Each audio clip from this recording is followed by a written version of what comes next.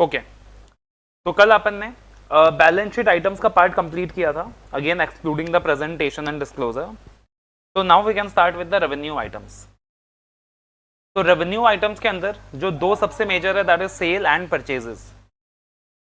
तो sale of products and services, सबसे पहले sale of products and services.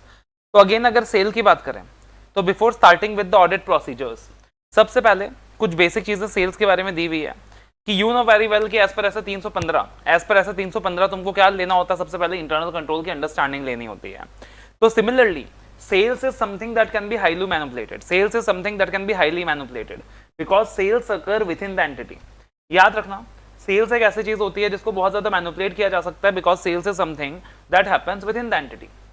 Purchase में ना मैनिपुलेशन के चांसेस थोड़े कम होते हैं बिकॉज आप परचेज क्या करते हो, बाहर वालों से करते हो। तो ऐसा नहीं है कि परचेज में मैनिपुलेशन नहीं हो सकता, बट परचेज में मैनिपुलेशन के चांसेस कंपैरेटिवली कम होते हैं। तो सबसे पहले when we talk about sales, auditor को क्या करना होता है, अंडरस्टैंडिंग लेना होता है of the management controls. Auditor को क्या करना होता है, अंडरस्टैंडिंग लेना होता है of the management controls in respect of the sales process. So auditor needs to obtain an understanding of the management controls in respect of the sales process. तो sales process का क्या करना है, ऑडिटर को understanding लेना है। मतलब आप बोल सकते हो कि it is nothing but the application of SA 315, 315 का एप्लीकेशन है। उसके बाद ऑडिटर को कंट्रोल टेस्टिंग करनी होती है सेल्स के ऊपर, और ये देखना होता है कि सेल्स के ऊपर जो भी इंटरनल कंट्रोल्स एंटिटी ने इंप्लीमेंट किया हुआ है वो कितने रिलायबल है, कितने इफेक्टिव है। एंड अगर वो कंट्रोल्स इफेक्टिव हैं, बहुत अच्छे हैं, तो आप सब्सटेंटिव टेस्टिंग कम करते हो। अगर कंट्रोल्स बहुत अच्छे हैं, बहुत इफेक्टिव है, तो आप क्या करते हो, सब्सटेंटिव टेस्टिंग कम करते हो। तो यही वाली चीज यहाँ पे दी हुई है। कोई मेरे को कंफर्म कर सकता है ये बात हमने कौन से स्टैंडर्ड में पढ़ा है? If the internal control system are strong and operating effectively the auditor can reduce the extent of substantive testing. तो you can confirm and tell me that कौन से स्टैंडर्ड में अपन ने ये चीज पढ़ी है? ऐसे 315 में तो अपन ने ये पढ़ा है कि auditor needs to obtain the understanding of the internal control system. But if the internal control system is effective, if the auditor has concluded that the internal control system is effective, then he can reduce the extent of his substantive testing. 330 बिल्कुल सही बोला खुशबू आपने, ऐसे 330। तो ऐसे 330 के अंदर अपन पढ़ते हैं that control environment determines the nature, time and extent of substantive procedures and based on the understanding of internal control system we determine the nature, time, extent of the substantive procedures. And अगर कोई भी deficiency मिलेगा internal control का तो उसका communication आप किसको करोगे, TCWG को करोगे एज पर ऐसे 265। तो कुछ भी नया नहीं है, वही सारा घिसा पिटा कॉमन स्टैंडर्ड वाली चीजें यहाँ पे लिखी हुई हैं। अब बोला सर सेल्स के रिस्पेक्ट में ना अगेन रेवेन्यू आइटम है, याद रखना we are talking about sales, यानी sales is the revenue item, sales is the P&L item. अब मैंने आपको क्या बताया था कि जो भी P&L आइटम होगा, P&L आइटम के केस में which was the audit procedure I told कि मतलब सबसे ज्यादा काम का आएगा, the most effective audit procedure for income items normally, one of the most effective audit procedures for income items normally। कौन से ऑडिट प्रोसीजर के लिए मैंने बताया था कि जैसे इनकम स्टेटमेंट्स की बात आएगी, जैसे P&L आइटम्स की बात आएगी, कट ऑफ तो सिर्फ 5 चीजों के लिए था। कट ऑफ तो इफेक्टिव है बट कट ऑफ तो सिर्फ 5 चीजों के लिए है, परचेज के लिए है, सेल्स के लिए है, डेटर के लिए है, क्रेडिटर्स के लिए है, इन्वेंट्री के लिए है, और कंप्लीटनेस असर्शन वेरीफाई करने के लिए है। बट कौन सा प्रोसीजर मैंने बताया था मेनली? Yes, analytical procedures. तो एनालिटिकल प्रोसीजर्स आई टोल्ड कि नॉर्मली इनकम स्टेटमेंट्स को वेरीफाई करने के लिए बहुत ज्यादा आपके काम आएगा। तो यहाँ पे यही दिया हुआ है कि सब्सटेंटिव एनालिटिकल प्रोसीजर्स आप परफॉर्म कर सकते हो सेल्स के रिगार्ड में, और इसके अंदर क्या क्या चीजें होंगी, सब्सटेंटिव एनालिटिकल प्रोसीजर्स के अंदर क्या क्या चीजें होंगी। तो सब्सटेंटिव एनालिटिकल प्रोसीजर्स के अंदर एक तो होगा सेल्स ट्रेंड एनालिसिस, कि आप सेल्स का जो भी ट्रेंड है उसको एनालाइज कर सकते हो, आप जो भी सेल्स का ट्रेंड है उसे एनालाइज कर सकते हो। उसके अलावा होगा comparison with previous year accounting period, आप प्रीवियस ईयर के सेल्स से कंपेयर कर सकते हो। एक होगा category wise sales analysis. Category wise sales analysis का मतलब क्या हो गया, जितने अलग अलग कैटेगरीज हैं, जितना अलग अलग सेगमेंट्स है कंपनी का, उस हिसाब से आप सेल्स का एनालिसिस कर सकते हो। फिर हो गया building a sales expectation and comparing with the client sales record. मतलब पहले आप क्या करो, खुद सेल्स का एक्सपेक्टेशन डेवलप करो। जैसे नॉर्मली क्या होता है कि अपन जब ऑडिट कर रहे होते हैं, तो मान लो अपने को ऑडिट जो करना है वो तो करना है अप्रैल से मार्च तक, अपने को जो ऑडिट करना है वो करना है अप्रैल से मार्च तक। तो अप्रैल से मार्च तक का अपने को ऑडिट करना है, तो लेट अस से हम लोग जून जुलाई में बैठे हुए हैं, तो अपन क्या करेंगे, मार्च तक का जो सेल्स होने वाला है उसका एक एक्सपेक्टेशन माइंड में डेवलप कर लेंगे। मार्च तक का जो सेल्स होने वाला है उसके एक एक्सपेक्टेशन माइंड में डेवलप कर लेंगे based on the past patterns, based on the and we will develop expectation कि मार्च तक क्या सेल्स हो सकता है, और फिर उसे क्या करेंगे एक्चुअल सेल्स के साथ कंपेयर करेंगे। तो वो भी एनालिटिकल प्रोसीजर्स के अंदर आता है कि आप ही एक्सपेक्टेशन डेवलप करो, यू डेवलप एक्सपेक्टेशन कि what can be the sales and then you compare with the actuals, तो ये सारी चीजें सब्सटेंटिव एनालिटिकल प्रोसीजर्स के अंदर आप कर सकते हो। तो इंस्टीट्यूट ने ये सबसे पहले जनरल ज्ञान दिया थोड़ा सा कि सेल्स के बारे में अपन एजर्शंस पढ़ना स्टार्ट करें, उससे पहले थोड़ा सा जनरल ज्ञान दिया है। तो सब्सटेंटिव एनालिटिकल प्रोसीजर्स के अंदर क्या क्या चीजें आ सकती हैं, एक तो सेल्स ट्रेंड एनालिसिस आ सकता है, एक comparison with previous accounting records आ सकता है, एक कैटेगरी वाइज सेल्स एनालिसिस आ सकती है, एक building a sales expectation and comparing with the client records आ सकता है, ascertaining the sale prices of goods और प्रोडक्ट्स ओवर द ईयर आ सकता है, आप monthly average sales price per product उसको भी असेस कर सकते हो, उसमें भी कंपैरिजंस कर सकते हो, उसमें भी ट्रेंड एनालिसिस कर सकते हो, और कंपनी का डिस्काउंट पॉलिसी वगैरह भी इवैल्यूएट कर सकते हो, उसके हिसाब से भी सेल्स के फिगर को कंपेयर कर सकते हो। तो ये सारी चीजें सब्सटेंटिव एनालिटिकल प्रोसीजर्स के अंदर आप कर सकते हो। अब देखना लॉजिकल फ्लो ऑफ सेल्स क्या होता है। नॉर्मली ये चीज अपन क्लास में नोट डाउन करते हैं, बट इस बार आपके नोट्स के अंदर ही मैंने इनकॉर्पोरेट कर दिया है। लॉजिकल फ्लो ऑफ सेल्स क्या होता है, अब देखना ये एग्जाम में आपसे पूछेगा नहीं, ये मैंने आपको एडिशनली दिया है सिर्फ अंडरस्टैंडिंग के लिए, that this understanding will help you.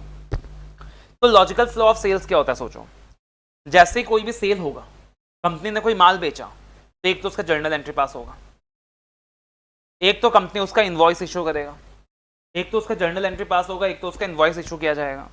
अब जब इनवॉइस इशू किया जाएगा तो इनवॉइस में दो चीजें ध्यान रखने की होती है बहुत ज्यादा, कि इनवॉइस सीरियली नंबर्ड है कि नहीं है, और कहीं एक ही इनवॉइस को दो बार तो इशू नहीं कर दिया गया। तो सबसे पहले क्या होगा सेल्स के प्रोसेस में, जर्नल एंट्री पास होगी, फिर उसके बाद इनवॉइस इशू होएगा।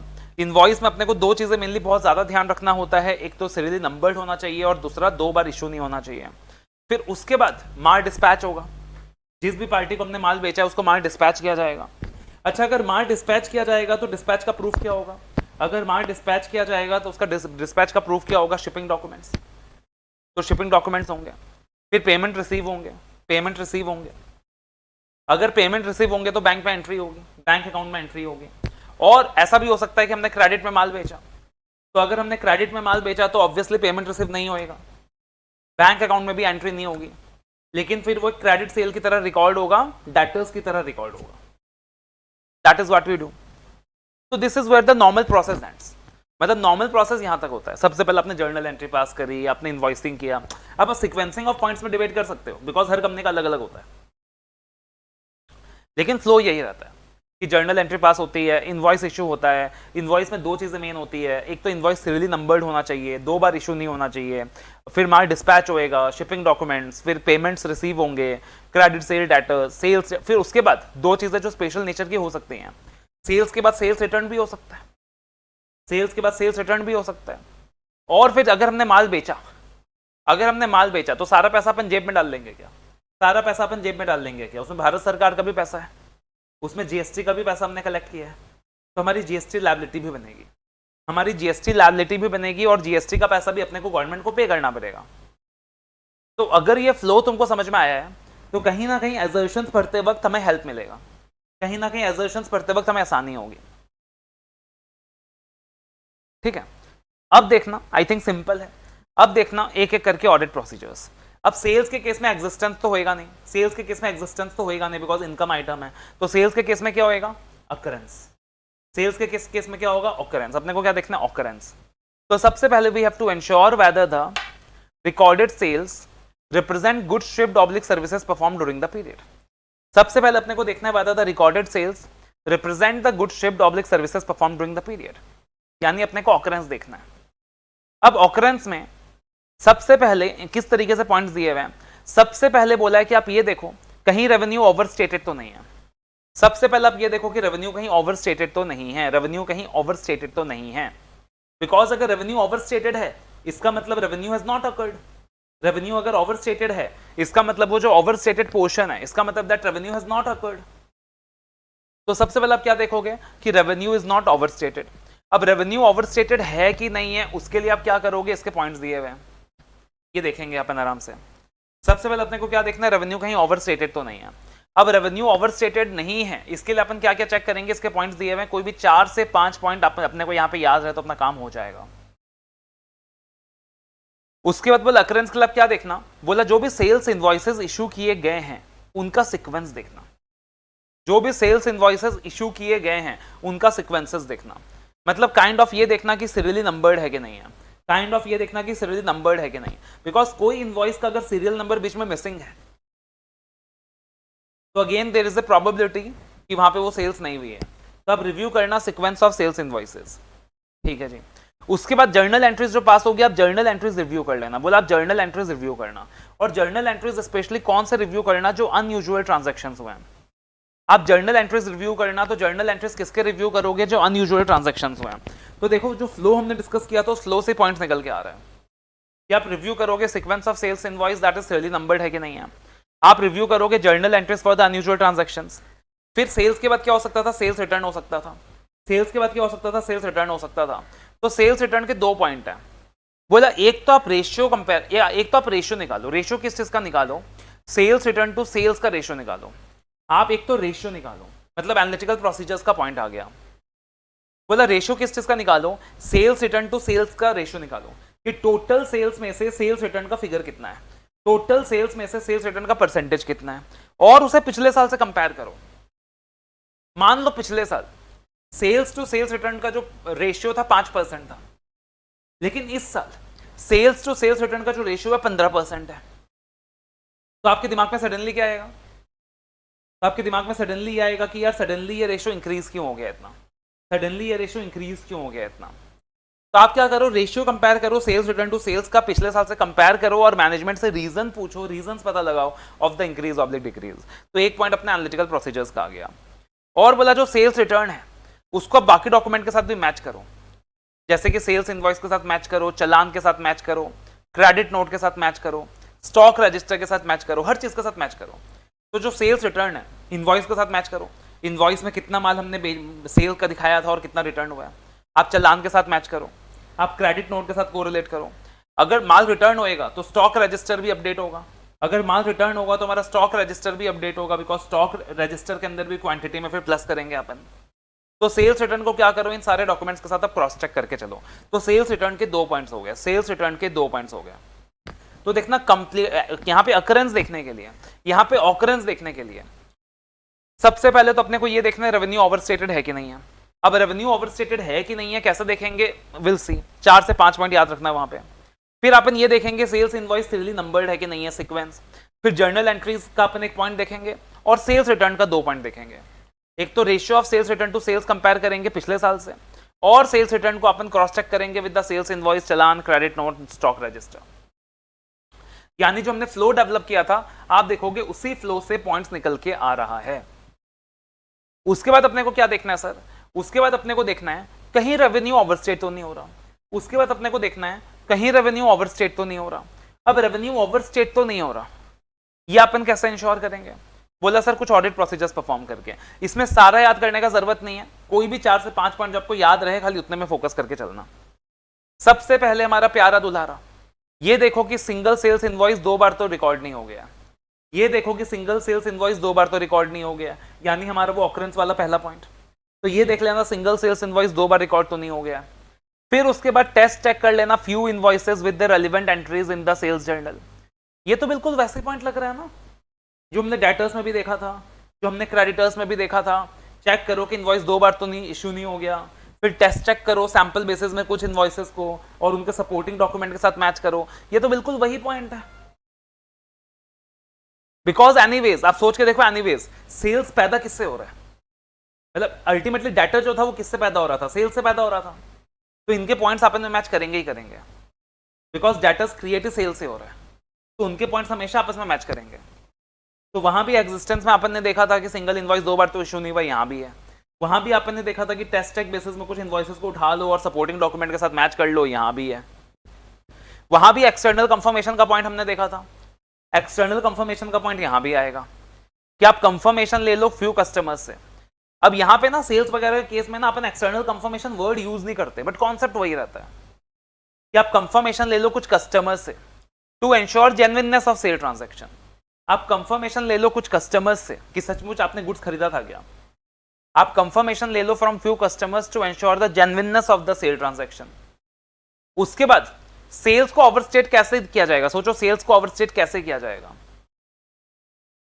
सेल्स को अगर ओवरस्टेट करना है तो प्रैक्टिकली सोचो ना कैसे किया जाएगा। या तो एक इनवॉइस 2 बार इशू कर दिया जाएगा, या तो फिक्चर्स कस्टमर्स क्रिएट कर दिए जाएंगे, या तो फिक्चर्स कस्टमर्स क्रिएट किए जाएंगे, या तो इनवॉइसेस की वैल्यू इन्फ्लेट की जाएगी। लॉजिकली सोचो कि अगर आप कंपनी के सीईओ और आपको बोला गया इन्फ्लेट करो, सेल्स को इन्फ्लेट करो, आपको बोला गया ओवरस्टेट करो, सेल्स को ओवरस्टेट करो, कैसे करोगे? एक इनवॉइस को 2 बार इशू कर दोगे, या कैसे करोगे? पिक्चर्स कस्टमर्स दिखा दोगे, या कैसे करोगे? जो इनवॉइसेस की वैल्यू है उसको इन्फ्लेट कर दोगे, कैसे करोगे? जो इनवॉइसेस की वैल्यू है उसको इन्फ्लेट कर दोगे। तो इसी तरीके से तो करने वाले हो। या फिर जो पैसा आपने अर्न नहीं किया है आप उसको भी ये शो करोगे कि आपने उस पैसे को अर्न कर लिया। फॉर एग्जाम्पल AS9 बोलता है कि रेवेन्यू को तभी रिकॉग्नाइज करो जब सर्टेनिटी हो कलेक्शन पे। AS9 क्या बोलता है? रेवेन्यू को तभी रिकॉग्नाइज करो जब सर्टेनिटी है कलेक्शन पे। लेकिन आपने रेवेन्यू तब भी रिकॉग्नाइज कर लिया जब there is no certainty on collection, तो उससे भी क्या हो जाएगा? ओवरस्टेट हो जाएगा। तो प्रैक्टिकली आप सोचो कि एज ए सीईओ आप कैसे ओवरस्टेट करोगे, पॉइंट्स अपने आप दिमाग में आएगा। तो एज ए ऑडिटर आप क्या देखोगे? Whether any fictitious customers and sales have been recorded. फिर कहीं सेल्स को इन्फ्लेट तो नहीं किया गया। अब सेल्स को इन्फ्लेट करने के लिए कंपनीज क्या करती है प्रैक्टिकली पता है? सेल्स को इन्फ्लेट करने के लिए कंपनीज क्या करती है प्रैक्टिकली? ईयर एंड में गुड्स का शिपमेंट दिखा देती है, गुड्स का डिस्पैच दिखा देती है without the consent of the customer. तो प्रैक्टिकली काफी कंपनीज में ऐसा होता है कि ईयर एंड में गुड्स का शिपमेंट दिखा देती है without the consent of the customer, कि अपने आप कस्टमर्स को गुड्स भेज दिया, अपने आप कस्टमर को गुड्स भेज दिया, माल डिस्पैच कर दिया। बाद में कस्टमर ने पूछा अरे मेरे को गुड्स क्यों भेजा है? अरे तू रख, एक बार पसंद आया तो रख लेना, पसंद नहीं आया तो वापस रिटर्न कर देना। लेकिन क्योंकि कंपनी को बस क्या करना था? सेल्स इन्फ्लेट करना था, तो कंपनी ने क्या कर दिया? शिपमेंट्स दिखा दिया। कंपनी ने क्या कर दिया? गुड्स डिस्पैच करके दिखा दिया। क्योंकि अगर गुड्स डिस्पैच करके दिखा दिया तो that indicates the possibility of sales, that indicates the sales. Because आपको मैंने क्या बताया था, 2 चीजों से सेल रिकॉग्नाइज होता है, एक डेट ऑफ इनवॉइस, एक डेट ऑफ डिस्पैच। तो पार्टिकुलरली कंपनी क्या करती है? गुड्स का शिपमेंट दिखा देती है, गुड्स का शिपमेंट दिखा देती है and that too without the consent of the customer. Goods का शिपमेंट दिखा देती है and that too without the consent of the customer, specially at the year end to inflate the sale. तो आप क्या कर सकते हो? कस्टमर से एक बार कंफर्मेशन ले सकते हो कि ये जो माल शिप किया गया है, ये जो गुड शिप किए गए हैं, ये आपके कंसेंट से किया गया था क्या? तो आप इस तरीके से क्या कर सकते हो? कंफर्मेशन ले सकते हो। Whether unearned revenue is recorded as earned, मतलब जो पैसा आपने नहीं कमाया कहीं उसे भी आपने ये तो नहीं दिखा दिया कि मैंने इस पैसे को अर्न किया है। या फिर whether any substantial uncertainty exist about collection, पता चला there is some uncertainty that is existing about collection as per AS9, फिर भी आपने रेवेन्यू रिकॉर्ड कर दिया, फिर भी आपने क्या कर दिया? रेवेन्यू रिकॉर्ड कर दिया। तो ये सारे पॉइंट्स हो गए। ये एक लास्ट पॉइंट है, whether customer obligations are contingent on other actions. Whether customer obligations are contingent on other actions, क्या मतलब हो गया इसका? फॉर एग्जांपल आपने कस्टमर को कंसाइनमेंट बेसिस में माल भेजा है, आपने कस्टमर को कंसाइनमेंट बेसिस में माल भेजा है। अब अगर कस्टमर को आपने कंसाइनमेंट बेसिस में माल भेजा है तो आपने कस्टमर को क्या बोला होगा कि भाई तू ये माल बेच दे, अगर तू ये माल बेच देगा तो मैं रेवेन्यू रिकॉग्नाइज कर दूंगा, और अगर तेरे से माल नहीं बिकेगा तो कोई बात नहीं, तो मेरे को माल वापस रिटर्न कर देना। यानी कि यहां पे कस्टमर ऑब्लिगेशन क्या है? Contingent and other action. अगर मेरा कस्टमर गुड्स को बेच पाएगा तब जाके मैं उसे सेल रिकॉग्नाइज करूंगा, वरना मैं सेल रिकॉग्नाइज नहीं करूंगा। तो प्रैक्टिकली कंपनीज क्या कर सकती है कि गुड्स भेजे कंसाइनमेंट में बट उसको रेवेन्यू में रिकॉर्ड कर दिया, गुड्स भेजे कंसाइनमेंट में बट उसको रेवेन्यू में रिकॉर्ड कर दिया, जबकि कस्टमर ने अभी तक आगे माल बेचा ही नहीं है। तो ये सारी चीजें हो गई। आपको सारा पॉइंट्स याद रहे जरूरी नहीं है, रीड सारा कर लेना है, समझ सारा लेना है, बट याद 4 से 5 पॉइंट करना है, राइट? नहीं, Lavania is asking so the company shows shipment despite the goods being in the warehouse. इसमें ना प्रैक्टिकली 2 चीजें होती हैं, इसमें प्रैक्टिकली 2 चीजें होती हैं। एक तो ये होता है कंपनी सचमुच माल डिस्पैच करता है, कंपनी सचमुच माल डिस्पैच करता है, कस्टमर्स को डिस्पैच करता है और डिस्पैच शो करता है। बट वो जो कंपनी डिस्पैच कर रहा होता है वो कंपनी बिना कस्टमर से कंसेंट लिए डिस्पैच कर देता है। Company has not yet taken the consent of the customer and without taking the consent of the customer company ने क्या कर दिया? माल डिस्पैच कर दिया, सिर्फ इसलिए कि एक बार के लिए अपने को सेल्स इन्फ्लेट करना है, एक बार के लिए अपने को सेल्स भरा चढ़ा के दिखाना है। कस्टमर ने अगर बोला कि भाई क्यों माल डिस्पैच किया है, तो आपने कस्टमर को बोल दिया कोई बात नहीं भाई, तेरे को पसंद नहीं आया, तेरे को रखना नहीं है तो माल रिटर्न कर देना, लेकिन आपने खाली एक बार के लिए क्या किया, डिस्पैच दिखा दिया। और कुछ कंपनीज, हर केसेस में तो नहीं, कुछ कंपनीज ऐसा भी करती हैं कि वो कुरियर कंपनी वालों से बात करती हैं, वो कुरियर कंपनी वालों से बात करती हैं और कुरियर कंपनीज वालों को बोलती हैं कि आप हमें फेक शिपमेंट डॉक्यूमेंट्स दिखा सकते हो, कि आप हमें फेक शिपमेंट के रिसिप्ट वगैरह दे सकते हो। तो that is one of the situation कि हाँ पॉसिबल है कि गुड्स अभी भी वेयर हाउस में, बट आपने ये दिखा दिया कि वहां डिस्पैच हो गया। तो ensure revenue is not over stated by performing the audit procedures. 4 से 5 पॉइंट याद हो जाएगा, आपका काम चल जाएगा। 2 पॉइंट तो डेटर वाले ही हैं, 2 पॉइंट तो डेटर वाले ही हैं। इनवॉइस 2 बार इश्यू तो नहीं हुआ, और कुछ इनवॉइसेस लेना और रेलिवेंट एंट्रीज के साथ मैच कर लेना। फिर कस्टमर से क्या कर लेना, कंफर्मेशन ले लेना। फिर ये देख लेना फिक्चर सेल्स तो रिकॉर्ड नहीं हुआ है। फिर ये देख लेना सेल्स फिगर को इन्फ्लेट करने के लिए, शिपमेंट तो नहीं दिखा दिया, गुड्स का शिपमेंट तो नहीं दिखा दिया without the end of the customer. फिर AS9 का एक पॉइंट आ गया, ये कस्टमर ऑब्लिगेशन वाला पॉइंट याद रहे तब भी ठीक है, याद ना रहे तब भी ठीक। Because as a student I am more happy कि मेरे को 80% चीजें बहुत अच्छे से याद है, रादर देन कि मैं सब कुछ मगअप करने के लिए जा रहा हूं, मैं सब कुछ याद करने के लिए जा रहा हूं, और एट द एंड में भगवान भरोसे एग्जाम हॉल में बैठा हूं कि मेरे को याद रहेगा नहीं रहेगा। ठीक है, तो आराम से यहां से मैं 4 से 5 पॉइंट आप डेवलप कर सकते हो। तो ये क्या हो गया, अपना एग्जिस्टेंस हो गया। अब उसके बाद आते हैं सर कंप्लीटनेस। अब अपने को क्या देखना है सर, सेल्स का कंप्लीटनेस देखना है। तो अगर अपने को सेल्स का कंप्लीटनेस देखना है तो बताओ कंप्लीटनेस देखने के लिए, सेल्स का कंप्लीटनेस देखने के लिए पहला पॉइंट क्या लिखें, सेल्स का कंप्लीटनेस देखने के लिए पहला पॉइंट क्या लिखें?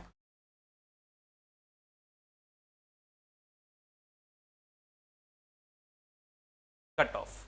बिल्कुल सही बोला, cut off. Cut off procedures का पॉइंट आ ही जाएगा। तो कंप्लीटनेस के लिए क्या आ जाएगा, कट ऑफ प्रोसीजर्स का पॉइंट आ ही जाएगा।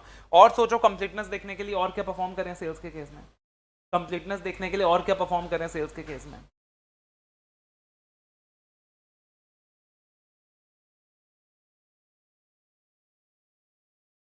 हाँ, डॉक्यूमेंट्स वगैरह तो हो गए, रेलिवेंट डॉक्यूमेंट्स तो आ ही जाएगा। सेल्स इनवॉइस वगैरह देखोगे, रेलिवेंट डॉक्यूमेंट्स तो आ जाएगा। यस, रेलिवेंट डॉक्यूमेंट्स का पॉइंट आ जाएगा। चलो, कट ऑफ प्रोसीजर्स का पॉइंट हो गया, रेलिवेंट डॉक्यूमेंट्स का पॉइंट हो गया, वेरी गुड। और बताओ क्या आएगा सेल्स के केस में कंप्लीटनेस देखने के लिए?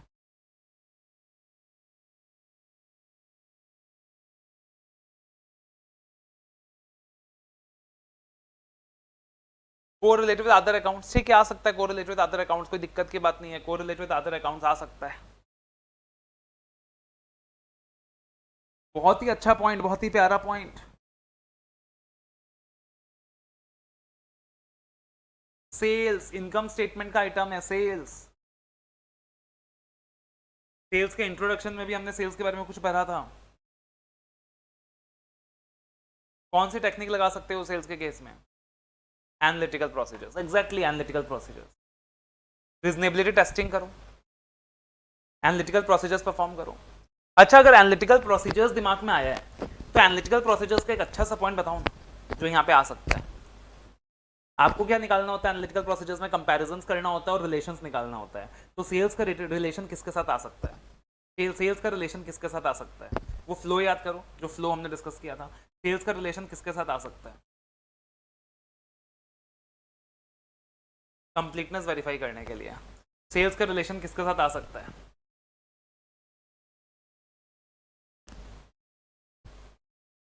याद करो, फ्लो याद करो, जो फ्लो हमने डिस्कस किया था।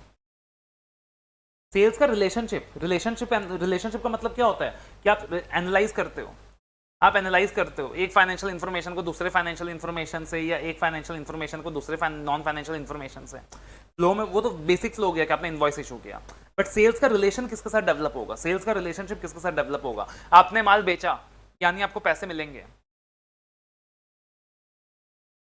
अरे भाई, जीएसटी,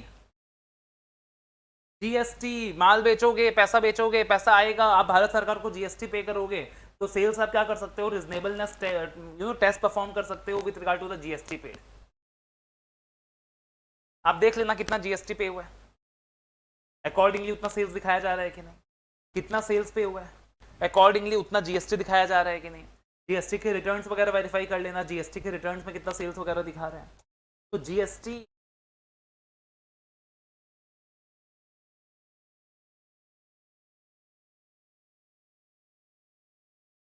तो तो देखना भाई कट ऑफ प्रोसीजर्स, एक तो पॉइंट क्या आ जाएगा अपना cut off procedures.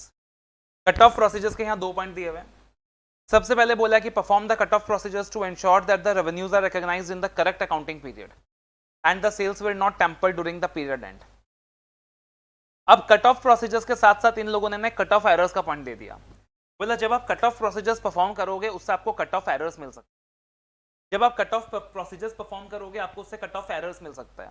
Cut off errors का मतलब क्या हो गया? कट ऑफ एरर्स का मतलब क्या हो गया? When companies recognize revenue based on the date on which invoices are generated rather than the dates on which risk and reward are transferred to the buyer. As per AS9 revenue कब recognize करना होता है? As per AS9 revenue तब recognize करना होता है when the risk and reward are transferred to the buyer. Right? So as per AS9 revenue तब recognize करना होता है when the risk and reward are being transferred to the buyer. लेकिन आपने क्या किया? जिस दिन इनवॉइस इशू किया उसी दिन सेल्स रिकॉग्नाइज कर लिया, rather than booking revenue on the date जिस दिन risk and reward are being transferred. इसका मतलब आप क्या करोगे? सेल्स का जो अकाउंटिंग है वो गलत पीरियड में करोगे। इसका मतलब आप क्या करोगे? सेल्स का जो अकाउंटिंग है वो गलत पीरियड में करोगे, कट ऑफ एरर्स अराइज हो जाएगा। उसके बाद सब्सिक्वेंट टेस्टिंग का पॉइंट आ गया। याद है आपको कंप्लीटनेस में एक पॉइंट और आता था, सब्सिक्वेंट टेस्टिंग। अगला पॉइंट सब्सिक्वेंट टेस्टिंग का आ गया। बोला अकाउंटिंग पीरियड के बाद जो भी क्रेडिट नोट्स इशू हुआ है ना आप उसको भी वेरीफाई कर लेना। अकाउंटिंग पीरियड के बाद जो भी क्रेडिट नोट्स इशू हुआ है ना आप क्रेडिट नोट्स को भी वेरीफाई कर लेना। क्रेडिट नोट्स से भी आपको क्या पता चलेगा? कंप्लीटनेस ऑफ सेल्स का पता चलेगा। क्रेडिट नोट से भी आपको क्या पता चलेगा? कंप्लीटनेस ऑफ सेल्स का पता चलेगा।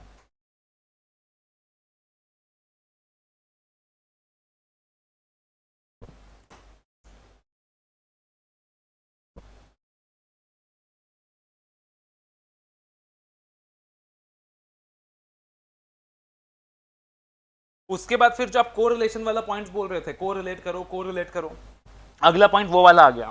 बोला जो भी शिपिंग डॉक्यूमेंट है उनको सेल्स के जर्नल के साथ ट्रेस कर लेना, कोरिलेट कर लेना। जो भी शिपिंग डॉक्यूमेंट्स हैं उनको सेल्स के जर्नल के साथ कोरिलेट कर लेना। उसके बाद अगला पॉइंट भी कोरिलेशन का ही है, रिकंसिलिएशन का ही है। बोला चेक कर लेना whether the quantity is appearing in the sales register or not and check reconciliation of total goods dispatched as per the stock records and financial records and statutory records like GST। बोला देखो भाई आपने जो GST returns लगाए होंगे, आपने जो GST returns लगाए होंगे, GST रिटर्न्स में भी स्टॉक का जिक्र होगा। आपने जो GST रिटर्न्स लगाए होंगे GST रिटर्न्स में भी क्या होगा? स्टॉक का जिक्र होगा। तो आप GST वाला जो रिकॉर्ड है, जो स्टैट्यूटरी रिकॉर्ड है, जो आपने GST रिटर्न्स वगैरह लगाया है उसको रिकंसाइल करो विथ योर स्टॉक रिकॉर्ड्स। अगर आप ऑडिटर है तो आप क्या करोगे? पहले आप उसको बोलोगे कि ये काम कर GST रिटर्न दे, तो क्लाइंट आपको GST का क्या देगा? रिटर्न देगा। तो आपको GST रिटर्न से आइडिया लग जाएगा कि GST रिटर्न में क्लाइंट कितना सेल्स दिखा रहा है। फिर आप उसको बोलोगे कि एक काम कर तू मेरे को अपना स्टॉक रिकॉर्ड दिखा, तो स्टॉक रिकॉर्ड को GST वाले रिकॉर्ड से मैच कर लेना, रिकंसाइल कर लेना। स्टॉक रिकॉर्ड को GST वाले रिकॉर्ड से रिकंसाइल कर लेना, मैच कर लेना, वहां भी कंप्लीटनेस का आइडिया लग जाएगा। जो कंप्लीटनेस का आपस में एक बेसिक रूल था कि जितने मल्टीपल डॉक्यूमेंट्स उनको आपस में क्या करके चलो? कोरिलेट करके चलो, रिकंसाइल करके चलो। एंड लास्ट पॉइंट अपना एनालिटिकल प्रोसीजर्स वाला, लास्ट पॉइंट अपना एनालिटिकल प्रोसीजर्स वाला कि जो भी GST टैक्स है आप GST टैक्स रिव्यू करके चलो, और क्लाइंट ने जो भी GST रिटर्न्स वगैरह फाइल किए हैं आप GST रिटर्न्स को वेरीफाई करो और ये चेक करो whether the same are reconciled with revenue reported in the P&L account। अब GST का वेरिफिकेशन के लिए आप क्या करोगे? रीजनेबिलिटी टेस्ट करोगे। आप पार्टिकुलरली GST का वेरिफिकेशन के लिए क्या करोगे? रीजनेबिलिटी टेस्ट करोगे। क्या करने वाले हो? रीजनेबिलिटी टेस्ट करने वाले हो।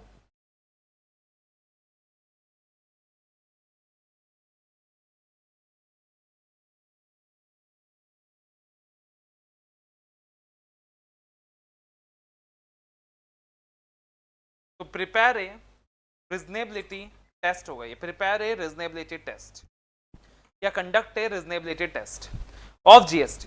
अब रीजनेबिलिटी टेस्ट कैसे करोगे? तुमको पता है सेल वैल्यू कितनी है, तुमको पता है GST का रेट कितना है, तो सेल वैल्यू को GST रेट से मल्टीप्लाई कर लेना, सेल वैल्यू को GST रेट से मल्टीप्लाई कर लेना और रीजनेबिलिटी टेस्ट कर लेना। और अगर कोई वेरिएंस है तो उसका रीजन क्लाइंट से पूछ लेना, अगर कोई वेरिएंस है तो उसका रीजन क्लाइंट से पूछ लेना। तो देखना सेल्स के केस में कट ऑफ प्रोसीजर्स का 2 पॉइंट हो गया, एनालिटिकल प्रोसीजर्स का 1 पॉइंट हो गया। कट ऑफ प्रोसीजर्स का 2 पॉइंट हो गया, एनालिटिकल प्रोसीजर्स का 1 पॉइंट हो गया, जो जीएसटी वाला पॉइंट है। और उसके अलावा वो जो डॉक्यूमेंट्स को रिलेट करने वाला पार्ट है उसके 2 पॉइंट्स हो गए कि शिपिंग डॉक्यूमेंट को सेल्स जर्नल के साथ क्या कर लो, कोरिलेट कर लो। और जो भी सेल्स का क्वांटिटी जीएसटी रिकॉर्ड में दिया हुआ है उसको स्टॉक रिकॉर्ड के साथ मैच कर लो। और सब्सिक्वेंट टेस्टिंग का 1 पॉइंट दिया हुआ है। सब्सिक्वेंट टेस्टिंग का 1 पॉइंट दिया हुआ है that auditor shall also verify the credit notes issued after the accounting period. Auditor shall also verify the credit notes issued after the accounting period.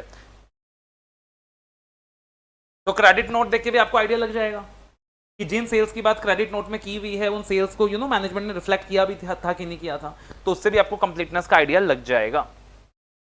तो यहां पे क्या हो गया, अपना कंप्लीटनेस हो गया। तो कंप्लीटनेस को एक बार अच्छे से गो थ्रू कर लोगे। थ्योरेटिकल पर्पस के लिए 4 से 5 पॉइंट भी याद रहेगा तो काम चल जाएगा, बट एक बार रीड करते वक्त अपन सारे ही रीड करते हुए चलेंगे, बिकॉज जस्ट टू नो कि ठीक है कौन सा किस टेक्निक के अंदर आ रहा है। फॉर एग्जाम्पल अगर आपसे एग्जाम में पूछा जाए कि एज ए ऑडिटर आप वेरीफाई कर रहे हो credit notes issued after the accounting period, तो अगर आप क्रेडिट नोट्स वेरीफाई कर रहे हो that is issued after the accounting period, तो आप कौन से असर्शन को वेरीफाई कर रहे हो विद रिस्पेक्ट टू सेल्स। तो आपको पता होना चाहिए कि आप कंप्लीटनेस वेरीफाई कर रहे हो विद रिस्पेक्ट टू सेल्स। आप जब कट ऑफ प्रोसीजर्स परफॉर्म कर रहे हो तो कट ऑफ प्रोसीजर्स आप परफॉर्म करके कौन सा असर्शन वेरीफाई कर रहे हो विद रिस्पेक्ट टू सेल्स, तो आपको पता होना चाहिए कि आप कंप्लीटनेस असर्शन वेरीफाई कर रहे हो विद रिस्पेक्ट टू सेल्स। अच्छा, जीएसटी को लेकर आप मान लीजिए रीजनेबलनेस टेस्टिंग कर रहे हो, तो जीएसटी को लेकर अगर आप रीजनेबलनेस टेस्टिंग कर रहे हो तो आपको पता होना चाहिए कि आप कौन सा ऑडिट प्रोसीजर वेरीफाई कर रहे हो विद रिस्पेक्ट टू सेल्स, तो आप कंप्लीटनेस वेरीफाई कर रहे हो विद रिस्पेक्ट टू सेल्स। मान लो सपोज एग्जाम में पूछा कि आप एज ऑडिटर वेरीफाई कर रहे हो कि एक ही इनवॉइस 2 बार तो रिकॉर्ड नहीं हुआ, तो आप कौन सा असर्शन वेरीफाई कर रहे हो विद रिस्पेक्ट टू सेल्स, तो आपको पता होना चाहिए कि आप वहां एग्जिस्टेंस वेरीफाई कर रहे हो विद रिस्पेक्ट टू सेल्स।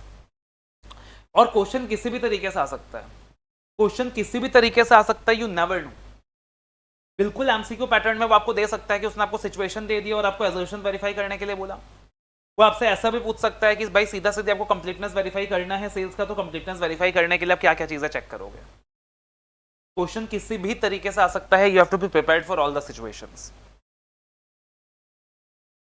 उसके बाद मेजरमेंट, मेजरमेंट मतलब क्या हो गया, वैल्यूएशन। मेजरमेंट मतलब क्या हो गया, वैल्यूएशन। तो अपने को ये इंश्योर करने का है कि जो भी सेल्स का मेजरमेंट हुआ है वो अकाउंटिंग स्टैंडर्ड्स के हिसाब से हुआ है कि नहीं, वो अकाउंटिंग स्टैंडर्ड्स के हिसाब से हुआ है कि नहीं। अब मैं तुमको बता रहा हूं भाई, ये जो मेजरमेंट वाला एरिया है ना, इसका अगर क्वेश्चन आएगा 90% बच्चा गलती करेगा, 90% बच्चा गलती करेगा, बिकॉज यहां कोई कॉमन पॉइंट काम नहीं आने वाला है। एक कॉमन पॉइंट काम आएगा, यहां एक कॉमन पॉइंट काम आएगा, उसके अलावा कोई कॉमन पॉइंट काम नहीं आने वाला है। यहां पे मैं मार्क कर रहा हूं लर्न।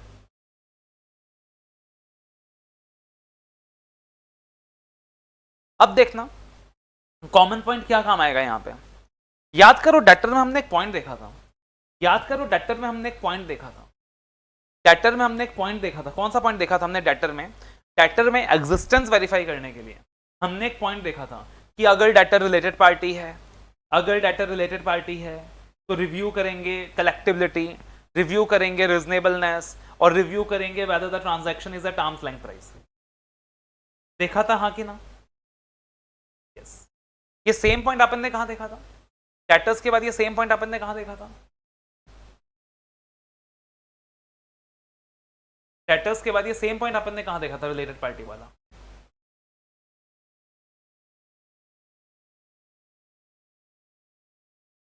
डेटर्स के बाद ये सेम पॉइंट अपन ने कहां देखा था, रिलेटेड पार्टी वाला? कमेंट करके बताना। डेटर्स के बाद ये सेम पॉइंट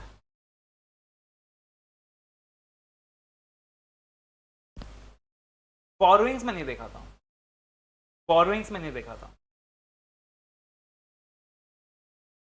एक आपने देखा था क्रेडिटर्स, एक आपने देखा था क्रेडिटर्स, राइट, एक आपने देखा था क्रेडिटर्स कि अगर क्रेडिटर रिलेटेड पार्टी है तब भी रिव्यू करना रीजनेबलनेस और रिव्यू करना आर्म्स लेंथ प्राइस के हिसाब से है कि नहीं है। और फिर आपन ने देखा था loans, advances and other current assets कि अगर लोन्स एडवांसेस रिलेटेड पार्टीज को दिया गया है, तब भी रिव्यू करना वो सेम चीज। तो ये 3 जगह ऑलरेडी अपन ये पॉइंट देख चुके हैं, अब मेरे को एक बार आप कंफर्म करके बताओगे ये 3 जगह अपन ने ये पॉइंट देखा था और कहां हम लोग कौन सा असर्शन कंफर्म कर रहे थे, सेम पॉइंट के थ्रू, सेम प्रोसीजर के थ्रू हम लोग कौन सी जगह कौन सा असर्शन कंफर्म कर रहे थे।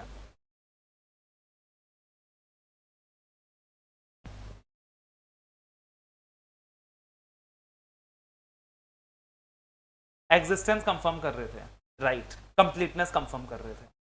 तो क्रेडिटर्स और डेटर्स में तो एग्जिस्टेंस कंफर्म कर रहे थे, एंड जो लोन्स एडवांसेस था वहां पे इंस्टीट्यूट ने सेम पॉइंट कंप्लीटनेस में डाला हुआ था। अब देखना अल्टीमेटली डेटर किससे पैदा हो रहा है, सेल्स से, यानी ये सेम पॉइंट आपको सेल्स में दिखाई देगा, ये सेम पॉइंट आपको सेल्स में दिखाई देगा। मगर मजे की बात ये है आपको ये पॉइंट दिखाई देगा सेल्स के मेजरमेंट पार्ट में, आपको ये पॉइंट दिखाई देगा सेल्स के मेजरमेंट पार्ट में। मैंने बताया था ना, कल भी आपको बताया था कि भाई जिस बंदे ने मॉड्यूल बनाया था उसने एकदम वो सस्ता नशा करके मॉड्यूल बनाया था। तो सेम पॉइंट देखना, मेजरमेंट का पॉइंट 3 देखना, मेजरमेंट का point 3, compare the rate of sales affected with related party, review them for collectability and whether they are authorized, and value of such transactions are reasonable and are at arm's length price.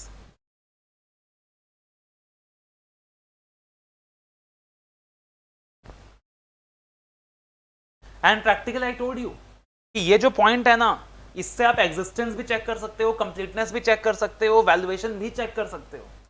But यहां पे institute ने क्या काम किया है, debtors में तो ये पॉइंट एग्जिस्टेंस में डाल दिया, क्रेडिटर्स में भी ये पॉइंट एग्जिस्टेंस में डाल दिया, लोन्स एडवांसेस में ये पॉइंट कंप्लीटनेस में डाल दिया, और सेल्स में ये पॉइंट कहां डाल दिया, मेजरमेंट में डाल दिया। अब अगर आप इस तरीके से मैच करके नहीं पढ़ोगे, इस तरीके से कोरिलेट करके नहीं पढ़ोगे, तो आई कैन गारंटी यू कि आपको कभी याद नहीं रहेगा। कहीं ना कहीं आप एग्जाम में ना इन जनरल आप यहां वहां करके आओगे। तो सेम पॉइंट यहां पे आ गया, ठीक है, एक पॉइंट तो सेम हो गया। और मजे की बात यह है मेजरमेंट के 3 ही पॉइंट है, मतलब अगर 4 नंबर का भी क्वेश्चन आया आपको 3 पॉइंट लिख कर ही पूरे मार्क्स मिलने वाले हैं। तो एक पॉइंट तो ये हो गया। दूसरा पॉइंट मेजरमेंट चेक करने के लिए क्या बोला है, बोला ट्रेस करो few transactions from inception to completion, trace करो few transactions from inception to completion. मतलब फिर से ये एग्जामिनेशन इन डेप्थ की बात कर रहा है।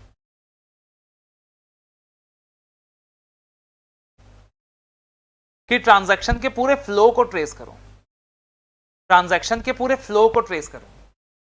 मतलब from the time the company pass journal entry, company ने पहले जर्नल पास किया, फिर लेजर में कैसे पोस्टिंग करी, फिर उसके बाद किस प्रकार से पेमेंट हुआ, किस प्रकार से गुड्स आए, जीएसटी का पेमेंट किस हिसाब से हुआ, पूरे फ्लो को आप अंडरस्टैंड करो, पूरे फ्लो को आप रिव्यू करो, ट्रांजैक्शन के पूरे फ्लो को आप रिव्यू करो। अगर आप ट्रांजैक्शन के पूरे फ्लो को रिव्यू करोगे ना, तब जाके आप समझ पाओगे कि सेल्स को जो मेजर किया गया है वो सही वैल्यू में किया गया है कि।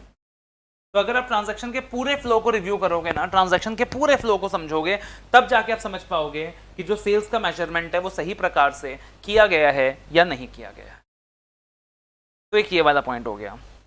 और तीसरा पॉइंट बोला है क्लाइंट के धंधे को समझो, क्लाइंट के धंधे को समझो, और साथ ही साथ क्लाइंट कौन सा generally accepted accounting procedure follow कर रहा है उसकी अंडरस्टैंडिंग। क्लाइंट के धंधे को समझो और क्लाइंट कौन सा general accepted accounting procedure perform कर रहा है, आप उसकी अंडरस्टैंडिंग लो। बिकॉज AS9 बोलता है कि यार क्लाइंट जो general accepted accounting procedure follow कर रहा है, आपको उस चीज को कंसिडर करना पड़ेगा रेवेन्यू रिकॉग्नाइज करते वक्त, रेवेन्यू का मेजरमेंट देखते वक्त। तो आप ये देखो कि क्लाइंट कौन सा generally accepted accounting procedure follow कर रहा है। फॉर एग्जांपल मान लो जो नॉर्मल क्लाइंट्स होता है, जो नॉर्मल क्लाइंट्स होता है 90% जो नॉर्मल क्लाइंट्स होता है वो रेवेन्यू को कैसे रिकॉग्नाइज होता है, मैंने माल बेचा, कस्टमर से पैसा आया, मैंने रेवेन्यू रिकॉग्नाइज किया। तो एक तो वो वाला कस्टमर होता है कि माल बेचा, कस्टमर से पैसा आया, मैंने रेवेन्यू रिकॉग्नाइज किया। दूसरा होता है कि माल बेचा, इनवॉइस इशू किया, गुड्स डिस्पैच किए, और फिर इनवॉइस इशू करने के बाद जैसे ही गुड्स डिस्पैच कर लिया, मैंने 100% रेवेन्यू रिकॉग्नाइज कर लिया। लेकिन तीसरा एक और कैटेगरी ऑफ क्लाइंट होता है, जैसे कि अगर आप कंस्ट्रक्शन बिजनेस को ऑडिट कर रहे हो, अगर आप कंस्ट्रक्शन बिजनेस को ऑडिट कर रहे हो, कस्टमर जो वो होता है आपका कंस्ट्रक्शन बिजनेस होता है, वहां रेवेन्यू कैसे रिकॉग्नाइज किया जाता है पता है, परसेंटेज ऑफ कंप्लीशन के हिसाब से। बिकॉज कंस्ट्रक्शन बिजनेस में कैसे क्या होता है कि मान लो सपोज कोई कंस्ट्रक्टर है, आपने उससे कोई प्लॉट परचेज करा, कोई कंस्ट्रक्शन कंपनी है, आपने क्या किया, वहां से जाके कोई प्लॉट परचेज करा, और वो जो प्लॉट है वो कंस्ट्रक्शन में है, वो डेवलपमेंट हो रहा है उसका, और वो फेजेस में डेवलप होगा। तो आप पेमेंट भी कैसे करते हो, फेजेस में करते हो। आप पेमेंट भी कैसे करते हो, फेजेस में करते हो। तो जैसे जैसे फेजेस में आप पेमेंट करते हो, वैसे वैसे वो जो कंस्ट्रक्शन कंपनी आपका रेवेन्यू रिकॉग्नाइज करते जाता है। जैसे जैसे आप फेजेस में पेमेंट करते हो वैसे वैसे वो क्या करते जाता है, आपका रेवेन्यू रिकॉग्नाइज करते जाता है। तो बोला इस चीज को समझो। कोई नॉर्मल बिजनेसमैन होगा वो जिस पॉइंट पे माल बेचेगा 100% रिकॉग्नाइज कर लेगा। दूसरा जनरली एक्सेप्टेड अकाउंटिंग प्रिंसिपल ये बोलता है कि आप किस हिसाब से रेवेन्यू रिकॉग्नाइज करोगे, परसेंटेज ऑफ कंप्लीशन के हिसाब से। तो उस चीज की अंडरस्टैंडिंग लो कि what is the generally accepted accounting procedure the client is following. तो auditor must understand client's operation and the related gap issues, example point of sales revenue recognition versus percentage of completion wherever applicable, versus percentage of completion wherever applicable. तो measurement में आपको ये 3 point देखने हैं, देखना कोई भी common point काम नहीं आ रहा है। एक कॉमन पॉइंट खाली काम आ रहा है, अगर आपको कोरिलेट कर सको, डेटर क्रेडिटर वाला, कि हमने माल रिलेटेड पार्टी को बेचा। उसके अलावा बाकी 2 पॉइंट्स एकदम जेनरिक इन नेचर हैं कि आपको क्या करना है, ट्रेस करना है few transaction from inception to completion, और क्लाइंट ऑपरेशन को समझना है, गैप इश्यूज को देखना है। और ये क्वेश्चंस ऐसे होता है ना, 3 ही पॉइंट दिया हुआ है और इसमें आप अनाप शनाप कुछ भी लिख के आओगे, वो कितना भी सही हो, वो कितना भी लॉजिकल हो, अगर आपका आंसर इस 3 पॉइंट से मैच नहीं करेगा, इंस्टीट्यूट एकदम भी वहां पे एकदम भी बिल्कुल भी इंस्टीट्यूट वो नहीं दिखाने वाला, काइंडनेस नहीं दिखाने वाला, वो सीधा सीधी आपको 0 देगा। तो ऐसे क्वेश्चंस में आपको बच के चलना है। कंप्लीटनेस में क्या है, अच्छा कट ऑफ का याद था, एनालिटिकल का याद था, एक आधा बना के लिख के आ गया, ठीक है, फिर भी आपको 4 में 2 या 3 नंबर मिल जाएगा। बट ऐसे क्वेश्चंस में क्या होगा, you have to be very very careful कि अपने को ये 3 पॉइंट ही याद रखना है, अपने को 3 पॉइंट ही लिख के आना है, बिकॉज मॉड्यूल में 3 ही पॉइंट दिया हुआ है। तो ये क्या हो गया अपना सेल्स, ये क्या हो गया अपना सेल्स। अब सेल्स का ऑपोजिट क्या होता है, सेल्स का ऑपोजिट होता है परचेजेस। सेल्स का ऑपोजिट क्या होता है, सेल्स का ऑपोजिट होता है परचेजेस। तो अब आप देखो परचेजेस, अब आप देखो परचेजेस। तो अगर हम परचेजेस की बात करें तो सबसे पहले लॉजिकल फ्लो ऑफ परचेज समझो, सबसे पहले लॉजिकल फ्लो ऑफ परचेज समझो कि परचेज का लॉजिकल प्रोसेस क्या है। मान लो कंपनी को 10 लाख के गुड्स परचेज करने हैं, मान लो कंपनी को 10 लाख के गुड्स परचेज करने हैं, तो आई थिंक ये एक बार अपन ने पहले भी डिस्कस किया था कि मान लो कंपनी को 10 लाख के गुड्स परचेज करने हैं, तो सबसे पहले there must be a purchase requisition, सबसे पहले there must be a purchase requisition. पहले क्या इशू किया जाएगा, परचेज रिक्विजिशन इशू किया जाएगा। जो स्टोर मैनेजर है वो परचेज मैनेजर को एक परचेज रिक्विजिशन भेजेगा कि मालिक स्टोर में माल खत्म हो गया है, अपने को स्टॉक परचेज करने का जरूरत है। तो जो स्टोर मैनेजर है वो परचेज मैनेजर को एक रिक्विजिशन भेजेगा, एक रिक्वेस्ट भेजेगा कि भाई माल जो है खत्म हो गया है और अपने को माल परचेज करने का जरूरत है। तो सबसे पहले परचेज के अंदर पहला पॉइंट क्या होगा, परचेज रिक्विजिशन। उसके बाद क्या होगा, परचेज ऑर्डर इशू होगा। उसके बाद क्या होगा, परचेज इनवॉइस इशू किया जाएगा। परचेज इनवॉइस कौन किसको इशू करेगा, परचेज इनवॉइस कौन किसको इशू करेगा, कमेंट करके बताना, परचेज इनवॉइस कौन किसको इशू करेगा।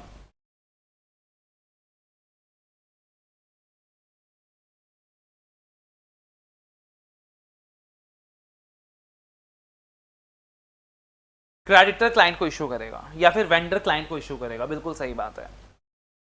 उसके बाद क्या होगा, गुड्स मिलेंगे, रिसिप्ट ऑफ गुड्स।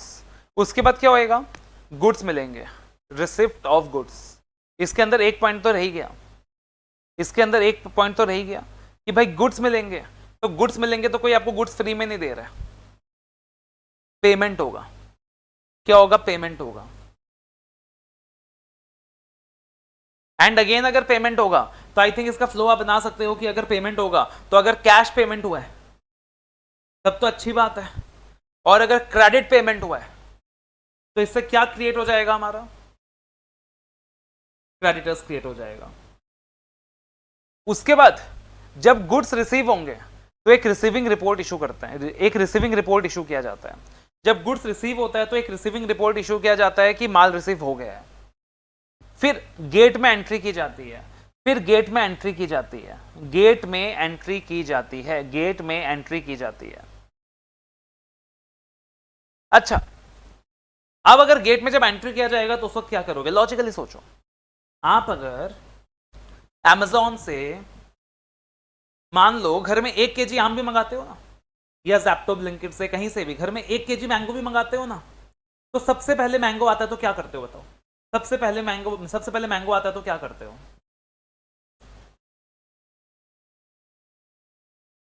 पेमेंट करते हो। लवनिया कह रही है पेमेंट करते हैं, ठीक है सर। पेमेंट के अलावा और क्या करते हो? चेक करते हैं, और if they ask for OTP, ठीक है, और क्या चेक क्या करते हो? चेक क्या करते हो?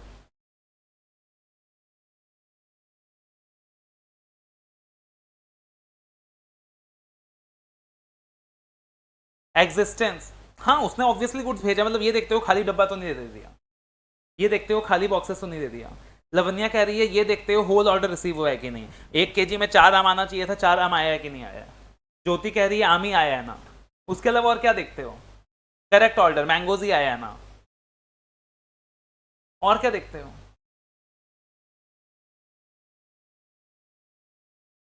आम सरे गले तो नहीं है, क्वालिटी अच्छी है कि नहीं है, देखते हो कि नहीं? मेरे घर में तो सबसे पहले वही देखा जाता है, मेरी वाइफ तो सबसे पहले वही देखती है, क्वालिटी बराबर है कि नहीं, क्वालिटी अच्छा है कि नहीं। तो घर में आप 1 kg मैंगोज भी मंगाते हो ना, उसमें भी आप क्वालिटी चेक करते हो। तो कंपनी तो लाखों का माल ऑर्डर कर रही है, लाखों का माल रिसीव कर रही है, तो तुमको क्या लगता है माल रिसीव करके सीधा गोडाउन में डाल देता होगा, या क्वालिटी इंस्पेक्शन करता होगा पहले? Quality inspection. तो क्वालिटी इंस्पेक्शन ऑफ गुड्स, फिर गुड्स रिसीव कर लिया, क्वालिटी इंस्पेक्शन कर लिया, तो फिर ये लोग जीआरएन इशू कर देते हैं, गुड्स रिसीव नोट इशू कर देते हैं। अच्छा, अब माल रिसीव हुआ, जीआरएन इशू हुआ, स्टॉक में जाके माल रख दिया, तो स्टॉक रिकॉर्ड भी तो अपडेट होंगे, स्टॉक रिकॉर्ड भी तो अपडेट होंगे, है कि नहीं? ठीक है भाई। अब सोचो, आपने परचेज किया है, जब आप सेल्स कर रहे थे आपको पेमेंट मिल रहा था, जब आप पेमेंट आपको जब मिल रहा था आप उसमें जीएसटी भारत सरकार को पे कर रहे थे। अब आपने परचेज की है, तो परचेज किया है मतलब आपने जीएसटी पे किया है, आपने जीएसटी पे किया है। तो अगर आपने जीएसटी पे किया है तो आप क्या लोगे उसका? अगर आपने जीएसटी पे किया है तो क्या लोगे उसका? आईटीसी। एग्जैक्टली, अगर आपने जीएसटी पे किया है तो उसका क्या लोगे? ITC, input tax credit. Quite logical, यही तो फ्लो है। ये फ्लो समझ में आ गया ना, तो देखोगे अभी झटपट हो जाएगा। तो पहले बताना ये जो फ्लो है लॉजिकल फ्लो ऑफ परचेज, ये क्लियर है एकदम? लॉजिकल फ्लो ऑफ परचेज ऐसा ही होता है। अब देखना, अपने को सबसे पहले क्या वेरीफाई करना है? अकरेंस। अपने को सबसे पहले क्या वेरीफाई करना है? ऑकरेंस। ऑकरेंस के लिए अपने को ये देखना है कि जो भी परचेज है वो कहीं अंडरस्टेटेड तो नहीं है या ओवरस्टेटेड तो नहीं है, और फिर कुछ स्पेशल पॉइंट्स दिए हुए हैं, फिर कुछ स्पेशल पॉइंट्स दिए हुए हैं कि अकरेंस कैसे वेरीफाई करना है। फिर अपने को क्या देखना है? Completeness and measurement. फिर अपने को क्या देखना है? Completeness and measurement. अब अकरेंस में क्या देखना है अपने को? कहीं परचेज अंडरस्टेटेड तो नहीं है, ओवरस्टेटेड तो नहीं है। अब सोचो परचेज के केस में कैसे परचेज को ओवरस्टेट किया जाएगा, कैसे परचेज को ओवरस्टेट किया जाएगा, कंपनी कैसे परचेज को ओवरस्टेट करेगा? सोचो कंपनी कैसे परचेज को ओवरस्टेट करेगा?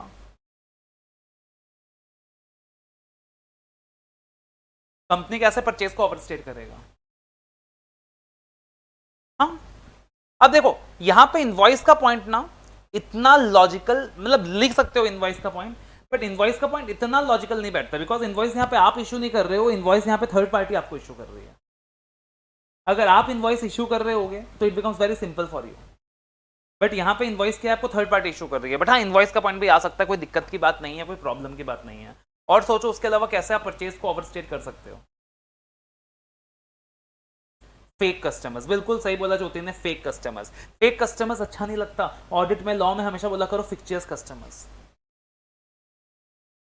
अब देखना पॉइंट्स देखना, हाँ, whether any fixtures vendors have been booked, whether the goods were received at the factory gate, and whether there exists an entry in the security gate inward, whether quality inspection of goods was done, whether the GRN was prepared and signed by the appropriate personnel, whether the purchase invoice was approved, and whether the stock records have been updated by the stores personnel. तुम बताना इसमें से कोई भी point याद करने लायक है क्या? कोई भी नया पॉइंट है क्या? जो हमने परचेज का फ्लो देखा था वही तो है। बिकॉज अगर परचेज के फ्लो में से कोई भी चीज मिसिंग है ना, वो इंडिकेट करता है कि जो परचेज है वो हुआ नहीं है। पता चला आपने पेमेंट तो कर दिया लेकिन माल कभी फैक्ट्री गेट में आया ही नहीं। तो अगर माल कभी फैक्ट्री गेट में आया ही नहीं तो शायद परचेज आपने किया ही नहीं था। तो आप चेक कर रहे हो whether the goods were received at the factory gate, whether quality inspection was done. Similarly quality inspection क्यों नहीं हुआ भाई? पता चला सरे गरे माल आपने रिसीव कर लिए जानबूझ के और बिल्स इन्फ्लेट करके दिखा दिया। जीआरएम प्रिपेयर हुआ कि नहीं? अगर जीआरएम प्रिपेयर नहीं हुआ तो फिर से ये इस बात का इंडिकेशन है कि हो सकता है आपने गुड्स परचेज ही ना किया हो। परचेज इनवॉइस अप्रूव था कि नहीं था, एंड स्टॉक रिकॉर्ड्स अपडेट हुआ कि नहीं, स्टोर पर्सनल अपडेट किया कि नहीं। अगर स्टॉक रिकॉर्ड ही अपडेट किया तो क्लियर कट इंडिकेशन है कि हो सकता है फिक्चर्स परचेज हो। अब ये जनरल पॉइंट्स हो गए कि आप इंश्योर करोगे purchases are not understated overstated. अब उसके बाद special considerations during audit of purchases. Special considerations during the audit of purchases की परचेज का ऑडिट करते वक्त आप एग्जिस्टेंस वेरीफाई करने के लिए कुछ स्पेशल पॉइंट्स देखोगे। स्पेशल पॉइंट्स क्या देखोगे? सबसे पहले दिमाग में क्या आना चाहिए? अकरेंस चेक करना है, अकरेंस चेक करना है। तो अकरेंस चेक करना है तो दिमाग में क्या आना चाहिए? Relevant document. दिमाग में क्या आना चाहिए? Relevant document. यहां रेलिवेंट डॉक्यूमेंट क्या होगा? यहां रेलिवेंट डॉक्यूमेंट क्या होगा? Purchase invoice. परचेज इनवॉइस, बिल्कुल सही बोला, परचेज इनवॉइस। तो परचेज इनवॉइस के दो पॉइंट हैं। बोला सबसे पहले ये देख लेना जो भी परचेज इनवॉइस रिसीव हुआ है वो ओरिजिनल कॉपी है ना, फोटो स्टेट तो नहीं है ना, कार्बन कॉपी तो नहीं है ना। बहुत प्यारा पॉइंट है। बोला ये देख लेना कि जो भी परचेज इनवॉइस रिसीव हुआ है वो ओरिजिनल कॉपी है ना, वो फोटो स्टेट तो नहीं है ना, वो कार्बन कॉपी है ना। ठीक है। फिर ये देख लेना परचेज इनवॉइस को एक ही बार रिकॉर्ड किया गया है ना, परचेज इनवॉइस को एक ही बार रिकॉर्ड किया गया है ना, वही आपका फेवरेट वाला पॉइंट। फिर आप जब परचेज करोगे तो परचेज करते वक्त जो परचेज इनवॉइस होगा, जो परचेज इनवॉइस होगा उसमें क्या लिखा रहेगा? क्या लिखा रहेगा जो आपके लिए बहुत रेलिवेंट है कि आपने उसमें कितना जीएसटी पे किया, द इनपुट टैक्स कंपोनेंट। तो आप ये देख लेना कि इनपुट टैक्स कंपोनेंट को बुक किया गया है ना in the input tax ledger. आप ये देख लेना आईटीसी को आपने बुक किया है ना, आप ये देख लेना आईटीसी को आपने बुक किया है ना। फिर वापस से वो अब जो भी इनकम, जो भी टैक्स रिटर्न आपने अथॉरिटीज को फाइल किया है, आप उससे इनपुट टैक्स को क्या कर लेना? कोरिलेट कर लेना। आप उससे क्या कर लेना? इनपुट टैक्स को कोरिलेट कर लेना। अब देखना मजे की बात, मतलब प्रैक्टिकली बोल रहा हूं, जब एज ए टीचर भी मैंने देखा ना ये पॉइंट, मैंने बोला यार क्या है यार इंस्टीट्यूट, मतलब क्या मजाक किया। वापस से पॉइंट आ गया, परचेज आपने किससे किया? रिलेटेड पार्टी से किया। तो अगर परचेज रिलेटेड पार्टी से किया तो देख लेना अप्रूव था कि नहीं था, और देख लेना कि जो भी प्राइसेस ऑफ गुड्स है वो रिजनेबल था कि नहीं, आर्म्स लेंथ के हिसाब से था। परचेज आपने किससे किया होगा? और रिलेटेड पार्टी के साथ किया होगा।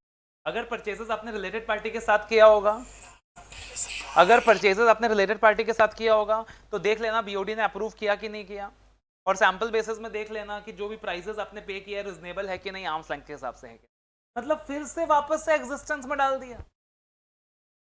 मजाक कर रहा है क्या इंस्टीट्यूट?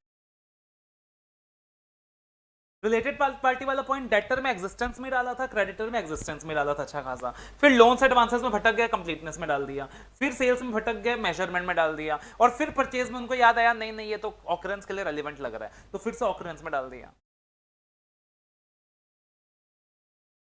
पॉइंट देख लो वही है, सेम टू सेम वही पॉइंट है।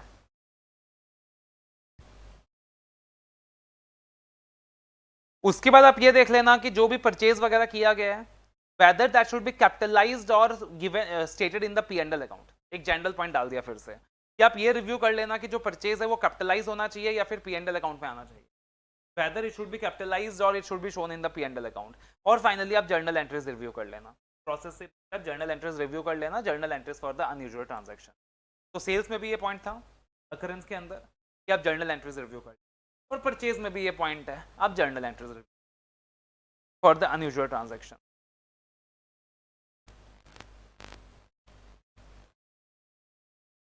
वैसे ये भी एक जर्नल एंट्रीज का भी ऐसा पॉइंट है कि कहीं कुछ समझ में ना आए तो डाल सकते हो, कुछ भी परचेज वगैरह हुआ है, कुछ भी सेल वगैरह हुआ है, कुछ भी एसेट खरीदा है, कुछ भी बेचा है, तो जर्नल एंट्री पास किया होगा, तो आप हमेशा डाल ही सकते हो कि आप क्या चेक करो? जर्नल एंट्रीज चेक करो।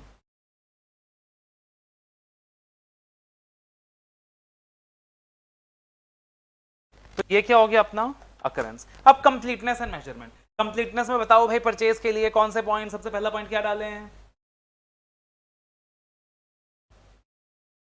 परचेज में, कंप्लीटनेस में सबसे पहला पॉइंट क्या डाले हैं? Cut off.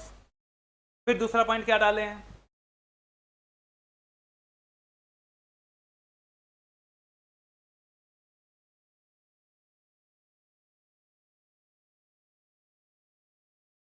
Analytical procedures. Exactly, main यही पॉइंट है, और यहां मेन एनालिटिकल प्रोसीजर्स का ही पॉइंट है।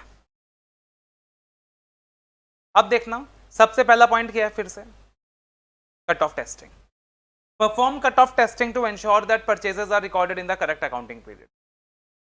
एंश्योर कर लेना correct accounting treatment of the goods in transit as per the agreed terms with the vendor. जो हमारा ट्रांजिट में है उसका भी अकाउंटिंग ट्रीटमेंट करेक्ट हुआ है कि नहीं, ये चेक कर लें। मतलब कट ऑफ के 2 पॉइंट।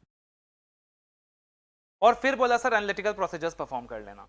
अब याद रखना परचेज के केस में सबसे इंपॉर्टेंट पॉइंट है एनालिटिकल प्रोसीजर्स। परचेज के केस में सबसे इंपॉर्टेंट पॉइंट है एनालिटिकल प्रोसीजर्स। और एनालिटिकल प्रोसीजर्स में आप क्या करने वाले हो परचेज के अंदर, इसका एक सेपरेट क्वेश्चन आ सकता है। एनालिटिकल प्रोसीजर्स के अंदर आप क्या करने वाले हो परचेज के अंदर, इसका एक सेपरेट क्वेश्चन आ सकता है कि आप एनालिटिकल प्रोसीजर्स के अंदर क्या करने वाले हो। आप एनालिटिकल प्रोसीजर्स के अंदर क्या करने वाले हो, इसका एक सेपरेट क्वेश्चन आ सकता है। बोला सर एनालिटिकल प्रोसीजर्स परफॉर्म करते वक्त एक तो आप रेशियो एनालिसिस करते हो, ये तो आपको पता ही है। रेशियो एनालिसिस करते हो, ये तो आपको पता ही है, ठीक है।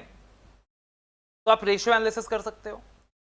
जो भी क्रेडिटर्स टर्नओवर रेशियो है और स्टॉक टर्नओवर रेशियो है, आप उसे कंपेयर करो पिछले साल के रेशियो के साथ। जो भी क्रेडिटर्स टर्नओवर रेशियो है और जो भी स्टॉक टर्नओवर रेशियो है, आप उसे कंपेयर करो पिछले सालों के साथ। आपने परचेज क्या किया? स्टॉक, और उससे पैदा किया हुआ क्रेडिटर्स। आपने परचेज क्या किया? स्टॉक, और उससे पैदा किया हुआ क्रेडिटर्स। तो 2 तरीके के ratios, stock turnover ratio and the creditors turnover ratio. Compare करो पिछले साल के साथ। फिर बोला रिकंसलेशन कर लेना। रिकंसलेशन किस चीज का कर लेना?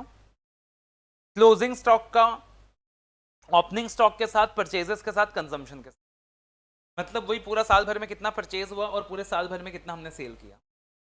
और सबसे इंपॉर्टेंट इंस्टीट्यूट का फेवरेट एरिया, इससे 2 बार तो एमसीक्यू पूछ चुका है इंस्टीट्यूट पिछले 3 एग्जाम में। बोले एनालिटिकल प्रोसीजर्स के अंदर आप 2 चीजें करना है यहां पे। एक आप करना कंजम्पशन एनालिसिस, एक आप करना स्टॉक कॉम्पोजिशन एनालिसिस। एक आप करना कंजम्पशन एनालिसिस और एक आप करना स्टॉक कॉम्पोजिशन एनालिसिस। एक आप क्या करोगे? कंजम्पशन एनालिसिस करोगे, और एक आप क्या करोगे? स्टॉक कॉम्पोजिशन एनालिसिस करोगे। एक आप क्या करने वाले हो? कंजम्पशन एनालिसिस करने वाले हो, और एक क्या करने वाले हो? स्टॉक कॉम्पोजिशन एनालिसिस करने वाले। अब कंजम्पशन एनालिसिस में क्या करने वाले? कंजम्पशन एनालिसिस में क्या करने वाले? बोला आप स्क्रूटनाइज करना कि पूरे साल भर में कितना रॉ मटेरियल कंज्यूम किया गया है एज पर मैन्युफैक्चरिंग, एंड उसे कंपेयर करना with the previous year, and उसे कंपेयर करना with the previous year with closing stock, and ask for the reason from the management if any significant variations are observed. तो simple सा चीज है। Consumption analysis में आप ये देखोगे पूरे साल भर में क्लाइंट ने कितना रॉ मटेरियल कंज्यूम किया, और पिछले साल के मुकाबले कंपेयर कर लोगे कि इस साल कितना रॉ मटेरियल कंज्यूम किया वर्सेस पिछले साल कितना कंज्यूम किया। मान लो पिछले साल रॉ मटेरियल का कंजम्पशन बहुत कम था और इस साल रॉ मटेरियल का कंजम्पशन बहुत ज्यादा है, तो मैनेजमेंट से रीजन पूछ लोगे कि भाई क्या हो गया अचानक से इस साल रॉ मटेरियल का कंजम्पशन इतना ज्यादा क्यों है। दूसरी चीज आप करने वाले हो स्टॉक कॉम्पोजिशन एनालिसिस। अब स्टॉक कॉम्पोजिशन एनालिसिस में आप क्या करने वाले हो? आप मैनेजमेंट से रिपोर्ट लोगे regarding the composition of stock. Composition of stock मतलब raw materials as a percentage of total stock, raw materials as a percentage of total stock, और फिर से उसे पिछले साल से कंपेयर करने वाले हो, फिर से उसे पिछले साल से कंपेयर करने वाले, और अगर डिफरेंस है तो रीजन पूछने वाले हो। अब मैं आपको बता रहा हूं एग्जाम में क्वेश्चन कैसे पूछा गया। पिछली बार के एग्जाम में क्वेश्चन आया था, पिछले बार के एग्जाम में ये क्वेश्चन आया था एमसीक्यू में। क्वेश्चन किस तरीके से पूछा गया मैं आपको बता रहा हूं। कुछ लोगों ने कहा बहुत आसान क्वेश्चन है, एकदम स्कोरिंग क्वेश्चन है, और कुछ लोगों ने कहा भाई बहुत ही टेक्निकल क्वेश्चन है यार। क्वेश्चन था क्या? सिंपल सा, इंस्टीट्यूट ने केस स्टडी के अंदर ये पूरा का पूरा सेंटेंस कॉपी पेस्ट कर दिया, पूरा का पूरा सेंटेंस कॉपी पेस्ट कर दिया। Auditor to collect the reports from management for composition of stock that is raw materials as a percentage of total stock, compare with the previous year and ask the reason from management. और ये पूछा कि बताओ यहां पे auditor ने कौन सी technique लगाई है, और ये पूछा कि बताओ यहां पे ऑडिटर ने कौन सी टेक्निक लगाई है। एक ऑप्शन दिया स्टॉक कॉम्पोजिशन एनालिसिस, जो कि करेक्ट आंसर है। एक क्वेश्चन ऑप्शन दिया कंजम्पशन एनालिसिस, एक ऑप्शन दिया दैट इज रीजनेबलनेस, एक ऑप्शन दिया ट्रेंड एनालिसिस, एक ऑप्शन दिया ट्रेंड एनालिसिस। कि आप ट्रेंड एनालाइज कर रहे हो, आप ट्रेंड एनालाइज कर रहे हो। अब मैं तुमको बताऊं, जिस भी बच्चे ने प्रॉपरली इस चैप्टर में मेहनत की है और एक बार भी ढंग से पढ़ के चला है, वो तो देखते ही समझ गया हाँ भाई वो परचेज के केस में एनालिटिकल प्रोसीजर्स का स्टॉक कंजम्पशन एनालिसिस का क्वेश्चन है। और जिस भी बच्चे ने इस चैप्टर को ऊपर ऊपर से हवा हवा में पढ़ लिया या सिर्फ हेडिंग देख के चला गया था, तो 90% केसेस में उन बच्चों ने क्या समझा, अरे यार कंपैरिजन हो रहा है, करंट ईयर का कंपैरिजन पिछले साल के साथ हो रहा है, तो अपन क्या कर रहे हैं, ट्रेंड एनालिसिस। अपन क्या कर रहे हैं, ट्रेंड एनालिसिस कर रहे हैं। Technically trend analysis is also correct, trend analysis भी गलत नहीं है, ये ट्रेंड एनालिसिस भी है, लेकिन ट्रेंड एनालिसिस तो एक जनरल टर्म हो गया एज पर ऐसे 520, और ये एकदम स्पेसिफिक आंसर हो गया, ये एकदम स्पेसिफिक टर्म हो गया स्टॉक कॉम्पोजिशन एनालिसिस, जो स्पेसिफिकली इस चैप्टर में दिया हुआ है। 90% बच्चों को ये पता ही नहीं चला क्वेश्चन इस चैप्टर से आया, audit of items of financial statement से आया। 90% बच्चे यही सोच के बैठे हैं ऐसे क्वेश्चन ऐसे 520 से आया है, अरे यार कंपैरिजन कर रहे हैं इस साल का पिछले साल से, ट्रेंड एनालिसिस कर रहे हैं। तो वहां पे क्या कर रहे हो आप, स्टॉक कॉम्पोजिशन एनालिसिस कर रहे हैं। एग्जैक्टली यही सेंटेंस उठा के वहां डाल दिया इंस्टीट्यूट। तो this is how the questions come nowadays many times. Clear है? तो पिछले साल के साथ कंपैरिजन किया, ये देख के मत समझ लेना कि हाँ भाई खाली रेशियो एनालिसिस ही होगा या रीजनेबलनेस टेस्ट ही होगा या ट्रेंड एनालिसिस। अब जैसे यहाँ पे स्पेसिफिक नाम दिया हुआ है कंजम्पशन एनालिसिस, कि अगर आप रॉ मटेरियल कंज्यूम का डाटा निकाल रहे हो और उसे पिछले साल से कंपेयर कर रहे हो, दैट इज कंजम्पशन एनालिसिस। अगर आप कॉम्पोजिशन ऑफ स्टॉक देख रहे हो कि what is the composition of raw material as a percentage of total stock और उसे पिछले साल से कंपेयर कर रहे हो, that is called as the stock composition analysis.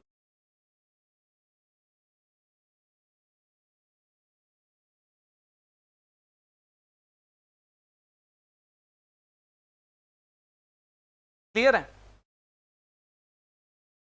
तो ये हमारा क्या हो गया, परचेजेस हो गया। अब परचेजेस का वैल्यूएशन, परचेजेस का मेजरमेंट पूछा ही नहीं है, वो दिया ही नहीं है मॉड्यूल में, वो खाली सेल्स का मेजरमेंट ही दिया था, और वो सेल्स के मेजरमेंट के 3 पॉइंट थे।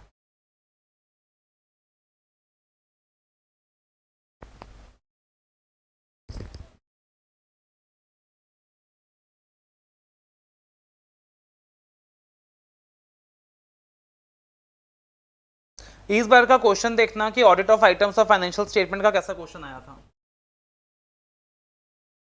जो इस बार का पेपर है। तो ये आपको इंटीग्रेटेड केस स्टडी सिनेरियो 2 दिखाई दे रहा है। अब इंटीग्रेटेड केस स्टडी सिनेरियो 2, अब भली क्वेश्चन में लंबी चौड़ी कहानी दी हुई, आप इसको रीड नहीं भी करोगे, स्पेसिफिकली जाओगे तब भी हो जाएगा। अब सीधा देखना इसके questions. Question number 4, Mr B an article clerk responsible for the audit procedures concerning inventory found that the inventory amounting to 38 lakhs after excluding 2 lakhs of inventory that was held by PQ Limited as a consignee has been recognized in the balance sheet. Which of the following assertions related to inventory are applicable in this situation? तो इनमें कौन सा assertions applicable है? तो mister B एक जो कि article clerk है, responsible for the audit procedures concerning inventory, found that the inventory amounting to 38 lakhs after excluding 2 lakhs of inventory that was held by PQ Limited as a consignee has been recognized in the balance sheet. तो कौन से assertions related to inventory are applicable in this particular question? सबसे पहले occurrence, या फिर उसके बाद completeness, या फिर उसके बाद rights and obligations, या फिर उसके बाद measurement। सबसे पहले सोचो, क्या ये measurement से किसी भी तरीके से related लग रहा है? measurement से तो किसी भी तरीके से related नहीं लग रहा, मेजरमेंट से तो किसी भी तरीके से रिलेटेड नहीं लगा। अब अपने को क्या देखना है, इन्वेंट्री 38 lakhs का था after excluding 2 lakhs of inventory that was held by PQ Limited as a consignee, that was held as a. अब यहाँ पे ऑप्शंस में क्या क्या दिया हुआ है, एक ऑप्शन में दिया हुआ है 1 and 2 above, 1 and 2 above, एक ऑप्शन में दिया हुआ है 1 and 2 above यानी अकरेंस एंड कंप्लीटनेस, एक ऑप्शन में दिया हुआ है 1 and 2 above यानी कि अकरेंस एंड कंप्लीटनेस। दूसरा ऑप्शन में दिया हुआ है completeness and rights and obligations 2 and 3 above.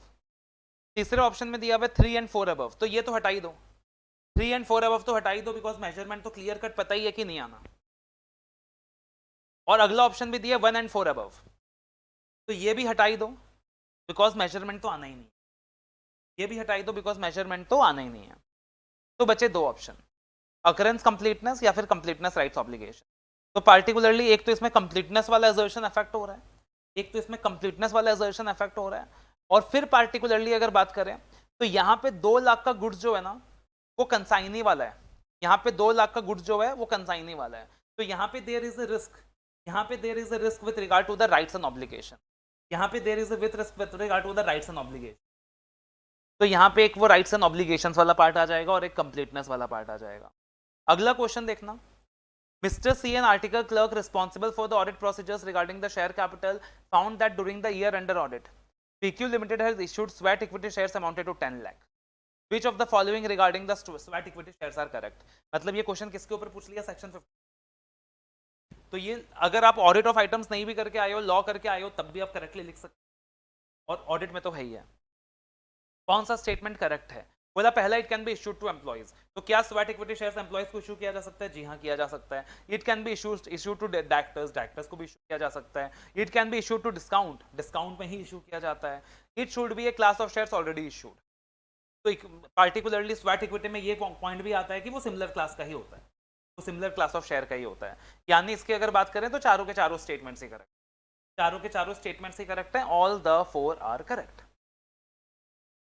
उसके बाद Mr. D, an article clerk, was performing audit procedures related to reserves and surplus in PQ Limited. Tell him which statement are correct in respect of reserves and surplus. बोला reserves and surplus के बारे में क्या correct है बताना, reserves and surplus के बारे में क्या क्या करेक्ट है बताना। सबसे पहले भाई साहब, reserves and surplus are appropriated out of profits for commitment। ये तो गलत है, ये तो प्रोविजंस के अंदर होता है, प्रोविजंस आर मैंडेटरी। रिजर्व्स तो as a part of profit आप क्या करते हो, खाली अपोषण करते हो। Securities premium is a capital reserve, तो is it correct? Securities premium is a capital reserve, तो करेक्ट है। A debit balance in the statement of P and L shall be shown as a negative figure under the head surplus, तो ये भी correct है।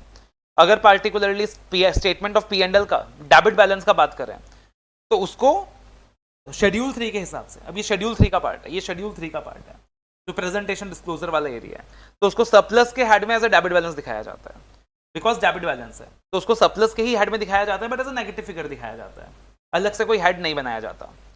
And all the reserves can be used to augment the working capital of the company.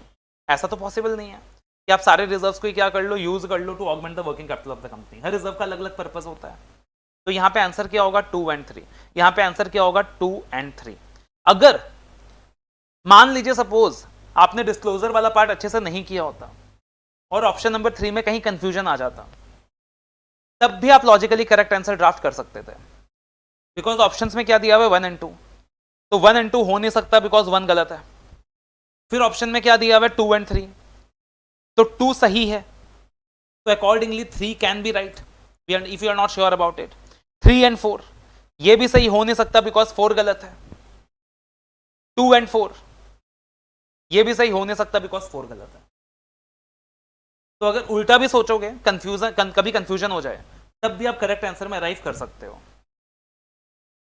अगला question अब देखना, ये सीधा सीधी intangible asset का एएस के ऊपर है, एएस 26 के ऊपर है। आई टोल्ड यू कि इस बार एक क्वेश्चन एएस 26 का भी आया था, तो एक क्वेश्चन ये एएस 26 वाले एमसीक्यू के ऊपर है कि पार्टिकुलरली एज पर एएस 26 कौन से आइटम को आपको इंटेंजिबल एसेट रिकॉग्नाइज नहीं करना है। तो ये स्ट्रेट फॉरवर्ड एएस 26 के ऊपर सवाल है कि कौन से एसेट को, कौन से आइटम को आपको इंटेंजिबल एसेट रिकॉग्नाइज नहीं करना है।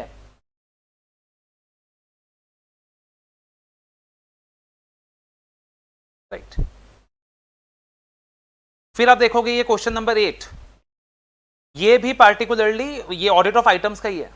अभी अपन डेप्रिसिएशन अगला आइटम करने वाले हैं, डेप्रिसिएशन आगे चल के पी&एल आइटम्स में उसके ऊपर है, बट अभी तक नहीं भी किया है ना, तब भी कर लोगे, तब भी कर लोगे, बिकॉज आई थिंक अकाउंटिंग का ज्ञान तुम्हारे पास है, अकाउंटिंग का ज्ञान तुम्हारे पास है। Mr F, an article clerk, wants to know that which of the below statement is incorrect while auditing depreciation amortisation expenditure. कौन सा इनकरेक्ट है? बोला डेप्रिसिएशन एमोर्टाइजेशन को यूजफुल लाइफ के हिसाब से चार्ज किया जाता है। आई थिंक करेक्ट ही है, यूजफुल लाइफ के हिसाब से कैलकुलेट किया जाता है। Depreciation on the revalued amount should be accounted for the from the revaluation reserve. Depreciation should be charged on assets from the date of use and not when they are ready to use. Account में क्या पढ़ते हो आप? Depreciation कौन सा दिन से charge होता है? From the date of actual use और from the date they are ready to use.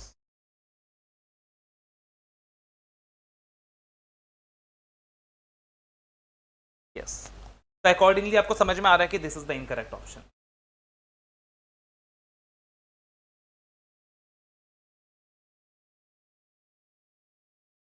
तो मतलब आप देखो क्वेश्चन 4, 5, 6, 7, 8 10 नंबर 10 नंबर फ्री के मार्क्स थे फ्रॉम दिस वेरी चैप्टर। मतलब इसके अलावा डिस्क्रिप्टिव में भी है। ये 10 नंबर तो खाली एमसीक्यू वाले पोर्शन से है।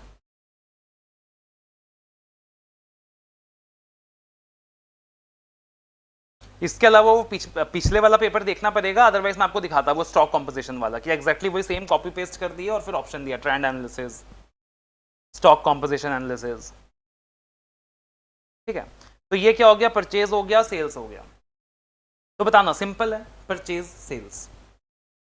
उसके बाद अगला आइटम अपन करेंगे एम्प्लॉय बेनिफिट एक्सपेंसेस।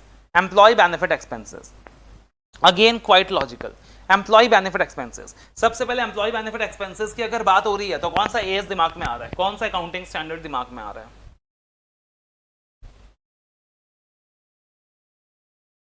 तो यहाँ पे एएस 15 दिमाग में आ रहा है, राइट। यहाँ पे एएस 15 दिमाग में आ रहा है। एम्प्लॉय बेनिफिट मतलब एम्प्लॉयज के ऊपर जो खर्चा एंटिटी इंकर कर रहा है।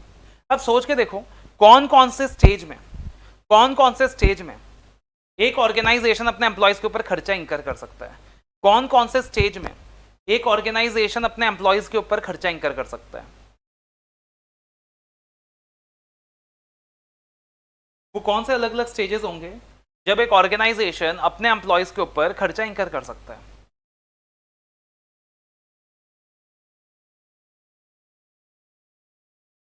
Start from the stage number 1। Stage number 1 क्या होगा?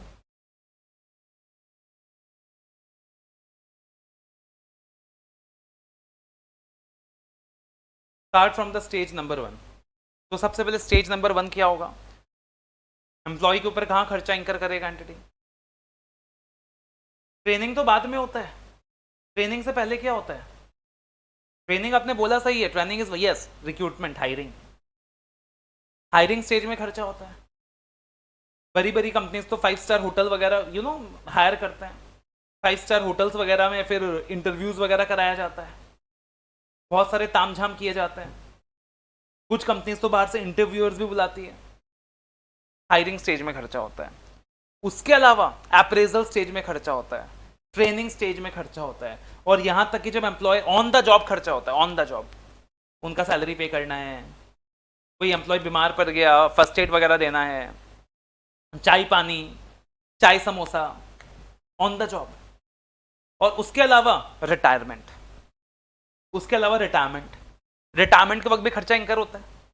ग्रेट्युटी, प्रोविडेंट फंड, है कि नहीं? तो ये सारे स्टेजेस के अंदर ही क्या हो सकता है? खर्चा इंकर हो सकता है। ये सारे स्टेजेस के अंदर ही क्या हो सकता है? खर्चा इंकर हो सकता है। क्वाइट लॉजिकल है।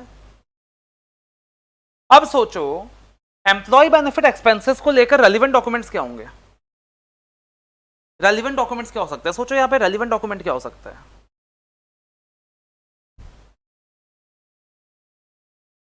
सोचो, थिंक लॉजिकली कि एम्प्लॉय बेनिफिट एक्सपेंसेस को लेकर यहां पे रेलिवेंट डॉक्यूमेंट्स क्या हो सकता है?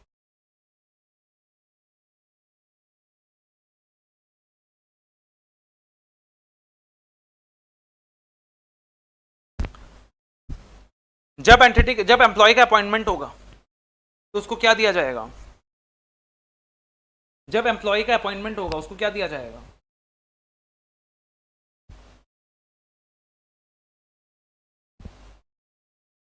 Appointment letter. लवनिया बोल रही है सैलरी, मैं रेलिवेंट डॉक्यूमेंट्स की बात कर रहा हूं। अपॉइंटमेंट लेटर दिया जाएगा, उसके साथ वो कॉन्ट्रैक्ट एंटर किया जाएगा। फिर अप्रेजल लेटर्स होते हैं। फिर जब एम्प्लॉय डेली बेसिस में आता है, काम करता है, तो वो कौन सा रिकॉर्ड है जो कंपनीज मेंटेन करती है? एम्प्लॉय जब डेली बेसिस में आता है, काम करता है, तो वो कौन सा रिकॉर्ड है जो एंटिटी मेंटेन करती है? जब एम्प्लॉय आता है डेली बेसिस में आके काम करता है, तो बताओ वो कौन सा रिकॉर्ड है जो एंटिटी मेंटेन करती है?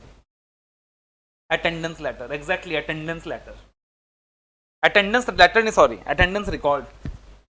अटेंडेंस रिकॉर्ड, तो अटेंडेंस रिकॉर्ड मेंटेन किया जाता है। फिर एचआर पॉलिसीज, तो ये सारा क्या रेलिवेंट डॉक्यूमेंट्स है। ये सारा क्या रेलिवेंट डॉक्यूमेंट्स है। एम्प्लॉय मास्टर की लिस्ट, जहां पे पूरा इंफॉर्मेशन रहेगा कि कौन कौन सा एम्प्लॉयज कंपनी में काम कर रहे हैं। वो लिस्ट बहुत इंपॉर्टेंट होता है एम्प्लॉय मास्टर वाला, बिकॉज उससे आप ये पता लगा सकते हो कि कहीं कुछ फिक्चर्स एम्प्लॉय वगैरह तो नहीं है। बिकॉज एम्प्लॉय बेनिफिट सोच के देखो, ये जो एरिया है एम्प्लॉय बेनिफिट एक्सपेंसेस वाला, इसमें सबसे बड़ा रिस्क यही है कि हो सकता है कि मैनेजमेंट क्या कर रहा हो, फिक्चर्स एम्प्लॉयज दिखा रहा हो सकता है मैनेजमेंट क्या कर रहा हो, फिक्चर्स एम्प्लॉयज दिखा रहा हो, भरा चढ़ा के सैलरीज दिखा रहा हो। तो that is the risk involve over here. अगर इतना समझ में आ गया तो आराम से मतलब आप बोलोगे बहुत ईजी एरिया है। अब देखना, सबसे पहले बेसिक चीजें दी हुई है। एज द ऑडिटर क्या करना है आपको, अंडरस्टैंडिंग लेना है about the organisation and its hiring, appraisal, retirement, training भी लिख सकते हो, process in the following manner. वापस से बोला, सबसे पहले आप कंट्रोल की अंडरस्टैंडिंग लो कि एम्प्लॉय बेनिफिट पेमेंट का जो प्रोसेस है उसके रिगार्डिंग मैनेजमेंट ने किस प्रकार के कंट्रोल्स इंप्लीमेंट कर रखा है, एंड अकॉर्डिंगली आप देखो कि कंट्रोल्स इफेक्टिव है कि नहीं। अगर कंट्रोल इफेक्टिव है तो आप क्या कर सकते हो, अपनी सब्सटेंटिव टेस्टिंग रिड्यूस कर सकते हो। फिर आप क्या कर सकते हो, सैंपल, आप एक रैंडम सैंपल ले सकते हो ट्रांजैक्शन। सारे ट्रांजैक्शन तो चेक नहीं कर पाओगे एम्प्लॉय बेनिफिट एक्सपेंसेस के, सैंपल बेसिस में उठा सकते हो और ये सारे रिलेटेड डॉक्यूमेंट चेक कर सकते हो। जैसे कि अपॉइंटमेंट लेटर्स देख लिया, अप्रेजल लेटर्स देख लिया, अटेंडेंस रिकॉर्ड देख लिए, एचआर पॉलिसीज देख लिया, एम्प्लॉय मास्टर की लिस्ट देख ली। और बोला substantive audit procedure is a must. Substantive audit procedure is a must. Substantive audit procedure का मतलब यहाँ पे सब्सटेंटिव एनालिटिकल प्रोसीजर की ही बात हो रही है। बोला अब सब्सटेंटिव एनालिटिकल प्रोसीजर में आप क्या करोगे, आप मंथ के एक्सपेंस का एक रीजनेबिलिटी टेस्ट निकाल लो कि महीने का खर्चा कितना हो रहा है। फिर मंथ ऑन मंथ कंपैरिजन कर सकते हो, मंथ ऑन मंथ कंपैरिजन कर सकते हो, पिछले महीने कितना खर्चा हुआ था, इस साल इस महीने कितना खर्चा हुआ है। पिछले अकाउंटिंग पीरियड से कंपैरिजन कर सकते हो, पिछले अकाउंटिंग पीरियड में एम्प्लॉय बेनिफिट एक्सपेंस का कितना खर्चा हुआ था, इस साल कितना खर्चा हुआ है। अगेन एक एक्सपेक्टेशन डेवलप कर सकते हो कि आपके अकॉर्डिंग मार्च तक कितना खर्चा होना चाहिए और कितना खर्चा हुआ। और अगेन आप इंडस्ट्री के ट्रेंड से क्या कर सकते हो, कंपेयर कर सकते हो। अगर आप इंडस्ट्री के ट्रेंड से क्या कर सकते हो, कंपेयर कर सकते हो। कि फॉर एग्जांपल आप ऑडिट कर रहे हो जियो का, तो एयरटेल, अगर आपके पास कहीं से ये वाला फिगर अवेलेबल है कि एयरटेल ने अपने एम्प्लॉय बेनिफिट एक्सपेंसेस क्या दिखाया है, तो यार वो आपस में है तो सिमिलर इंडस्ट्री, तो एक सिमिलैरिटी तो होना चाहिए, दोनों में बहुत ज्यादा कॉन्ट्रास्ट तो नहीं होना चाहिए। तो आप क्या कर सकते हो, एक कंपैरिजन कर सकते हो expense with the overall industry trend.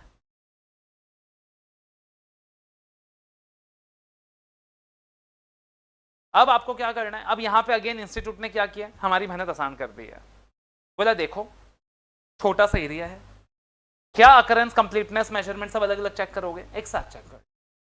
Institute को हम पे तरस आ गया, बोला इतना पढ़ लिया यार तुमने चैप्टर, अब एक काम करो, अकरेंस, कंप्लीटनेस, मेजरमेंट तीनों एक साथ चेक कर लो, तीनों के कॉमन प्रोसीजर्स हैं, तीनों के अलग अलग प्रोसीजर्स नहीं है। वेरी गुड, तो सारा कुछ दिमाग में एक साथ ले आओ। तो यार रेलिवेंट डॉक्यूमेंट्स क्या होंगे, पहले सोचो रेलिवेंट डॉक्यूमेंट्स क्या होंगे। रेलिवेंट डॉक्यूमेंट्स क्या होंगे, रेलिवेंट डॉक्यूमेंट से पॉइंट निकलेगा तुम्हारा। रेलिवेंट डॉक्यूमेंट्स क्या होंगे, अपॉइंटमेंट लेटर। रेलिवेंट डॉक्यूमेंट्स क्या था, अपॉइंटमेंट लेटर, एक अपॉइंटमेंट लेटर था। एक सैलरी रजिस्टर भी तो रेलिवेंट डॉक्यूमेंट होगा, सैलरी रजिस्टर। अब देखो देखो देखो, रेलिवेंट डॉक्यूमेंट का कहीं तो पॉइंट होगा, रेलिवेंट डॉक्यूमेंट्स वाले पॉइंट्स फिल्टर आउट करते हैं। हाँ, ये सेकंड पॉइंट भी मेरे को रेलिवेंट डॉक्यूमेंट का ही लग रहा है। बोले मैनेजमेंट से लिस्ट ऑफ एम्प्लॉयज ले लो, मैनेजमेंट से लिस्ट ऑफ एम्प्लॉयज ले लो। तो अपन जो मैनेजमेंट से लिस्ट ले लेते हैं, मैनेजमेंट से शेड्यूल ले लेते हैं, तो मैनेजमेंट से लिस्ट ऑफ एम्प्लॉयज ले लो। और मैनेजमेंट से जब लिस्ट ऑफ एम्प्लॉयज लोगे ना, तो पूरा ब्रेकअप लेना, ब्रेकअप कितना लेना, नए कितने लोगों ने ज्वाइन किया है, पुराने कितने लोग छोड़ के गए हैं, और कितने लोग कंटिन्यू कर रहे हैं। मतलब वही कॉमन पॉइंट में, obtain schedule, closing balance, additions, deletions. तो यहां पे क्या हो जाएगा, क्लोजिंग बैलेंस, एडिशंस मतलब न्यू हायरीज, डिलीशंस मतलब लीवर्स, एंड कंटिन्यूइंग एम्प्लॉइज। उसके अलावा रेलिवेंट डॉक्यूमेंट क्या था, अपॉइंटमेंट लेटर। तो बोला जो भी न्यू हायरीज हो रही हैं आप सैंपल बेसिस में उनके अपॉइंटमेंट लेटर चेक कर लो, आप सैंपल बेसिस में उनका अपॉइंटमेंट लेटर चेक कर लो और ये देख लो कि जो भी सैलरी का पेमेंट हो रहा है वो अपॉइंटमेंट लेटर के हिसाब से हो रहा है कि नहीं। ये देख लो कि जो भी सैलरी का पेमेंट हो रहा है वो अपॉइंटमेंट लेटर के हिसाब से हो रहा है कि नहीं हो रहा है। Okay sir.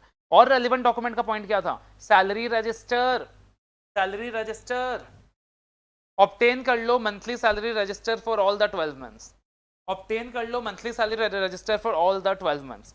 ठीक है भाई, ये तो रेलिवेंट डॉक्यूमेंट का पॉइंट हो गया कि सैलरी रजिस्टर ले लिया। अब इन्होंने यहाँ पे लगा दिया एनालिटिकल प्रोसीजर्स का तरीका, अब यहाँ पे लगा दिया इन्होंने एनालिटिकल प्रोसीजर्स का तरीका। बोले एक काम करो मंथली पेरोल रिजनेबिलिटी निकाल लो, मंथली पेरोल रिजनेबिलिटी निकाल लो। कैसे निकालोगे मंथली पेरोल रिजनेबिलिटी? आपको पता है ना नंबर ऑफ एम्प्लॉयज कितने हैं, आपको उनका एवरेज सैलरी भी पता है, आपको नंबर ऑफ एम्प्लॉयज भी पता है, आपको उनका एक्चुअल सैलरी भी, आपको उनका एवरेज सैलरी भी पता है। तो नंबर ऑफ एम्प्लॉयज को एवरेज सैलरी से मल्टीप्लाई करके क्या आप एक एक्सपेक्टेड फिगर निकाल सकते हो, एक रीजनेबलनेस डिटरमाइन कर सकते हो? बोला आप क्या कर लो मंथली पेरोल रीजनेबिलिटी निकाल लो by calculating the average salary per employee per month, और उसे पिछले साल से कंपेयर कर लो, और पिछला साल ही क्यों, पिछले महीने से भी कंपेयर कर लो और एनालाइज कर लो रीजन फॉर वेरिएंस। तो आप क्या करो एम्प्लॉयज का average salary per employee per month निकाल लो और उसे पिछले महीने से भी कंपेयर करो, पिछले साल से भी कंपेयर करो, पिछले महीने से भी कंपेयर करो, पिछले साल से भी कंपेयर करो। तो रेलिवेंट डॉक्यूमेंट का पॉइंट आ गया, यहाँ पे एनालिटिकल प्रोसीजर्स का पॉइंट आ गया। ठीक है जी।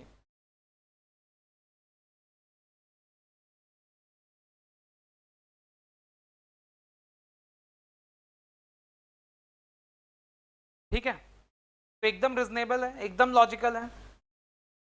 अब देखना एनालिटिकल प्रोसीजर्स वाले पॉइंट, सारे एनालिटिकल प्रोसीजर्स वाले पॉइंट्स। एक तो ये वाला पॉइंट किसका, एनालिटिकल प्रोसीजर्स का पॉइंट है।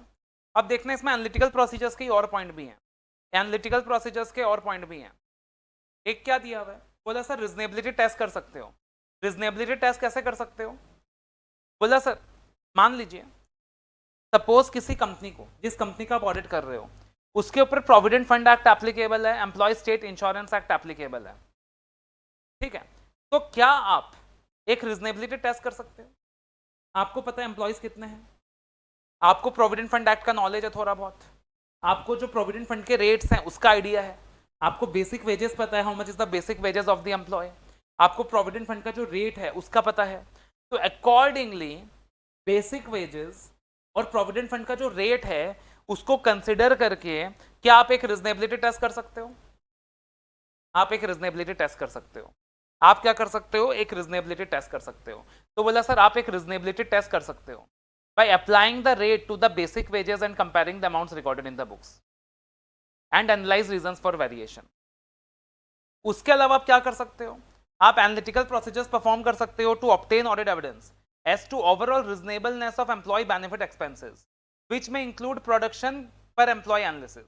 बोला आप एक काम करो, एक एनालिसिस निकाल दो प्रोडक्शन पर एम्प्लॉय, कि पर एम्प्लॉय कितना प्रोडक्शन कर रहा है, पर एम्प्लॉय कितना प्रोडक्शन कर रहा है, पर एम्प्लॉय कितना प्रोडक्शन कर रहा है। तो अकॉर्डिंगली आप ये फिगर निकाल लो कि पर एम्प्लॉय कितना प्रोडक्शन कर रहा है और उसके हिसाब से एनालिटिकल प्रोसीजर्स परफॉर्म कर। इसके एग्जांपल आपने ऐसे 520 में भी देखा होगा कि फॉर एग्जांपल मान लो सपोज कंपनी बोलती है कि हमारे पास 500 एम्प्लॉय है और कंपनी 500 एम्प्लॉयज का तनख्वाह दिखा रही है। कंपनी बोलती है कि हमारे पास 500 एम्प्लॉयज है और कंपनी कितने एम्प्लॉयज का तनख्वाह दिखा रही है?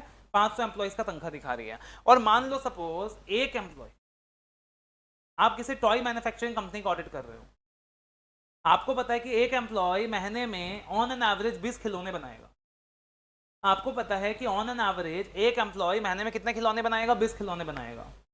तो आप एक रिजनेबिलिटी टेस्ट कर लो ना कि अगर 500 एम्प्लॉयज हैं और एक एम्प्लॉय का अगर हम 20 खिलौने का हिसाब लगाएं तो कितने खिलौने बन जाने चाहिए?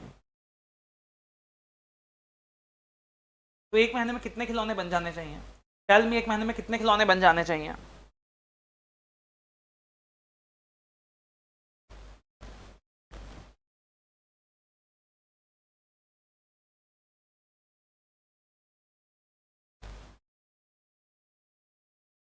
ठीक है, 500 एम्प्लॉयज है और एक एम्प्लॉय, यस 10,000, तो 10,000 खिलौने बन जाने चाहिए।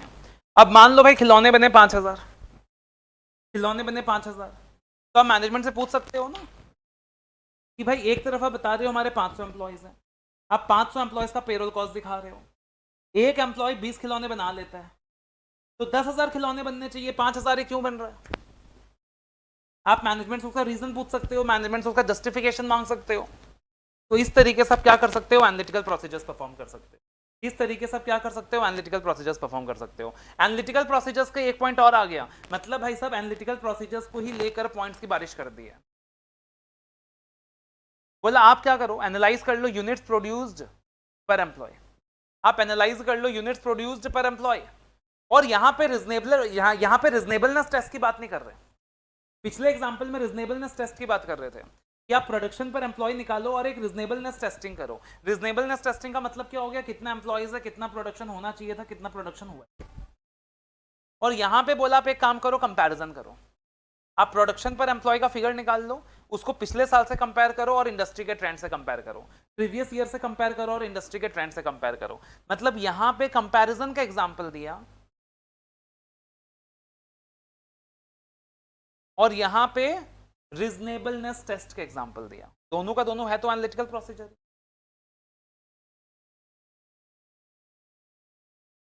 यहां पे कंपैरिजन का एग्जांपल दिया और यहां पे रीजनेबलनेस टेस्ट का एग्जांपल दिया।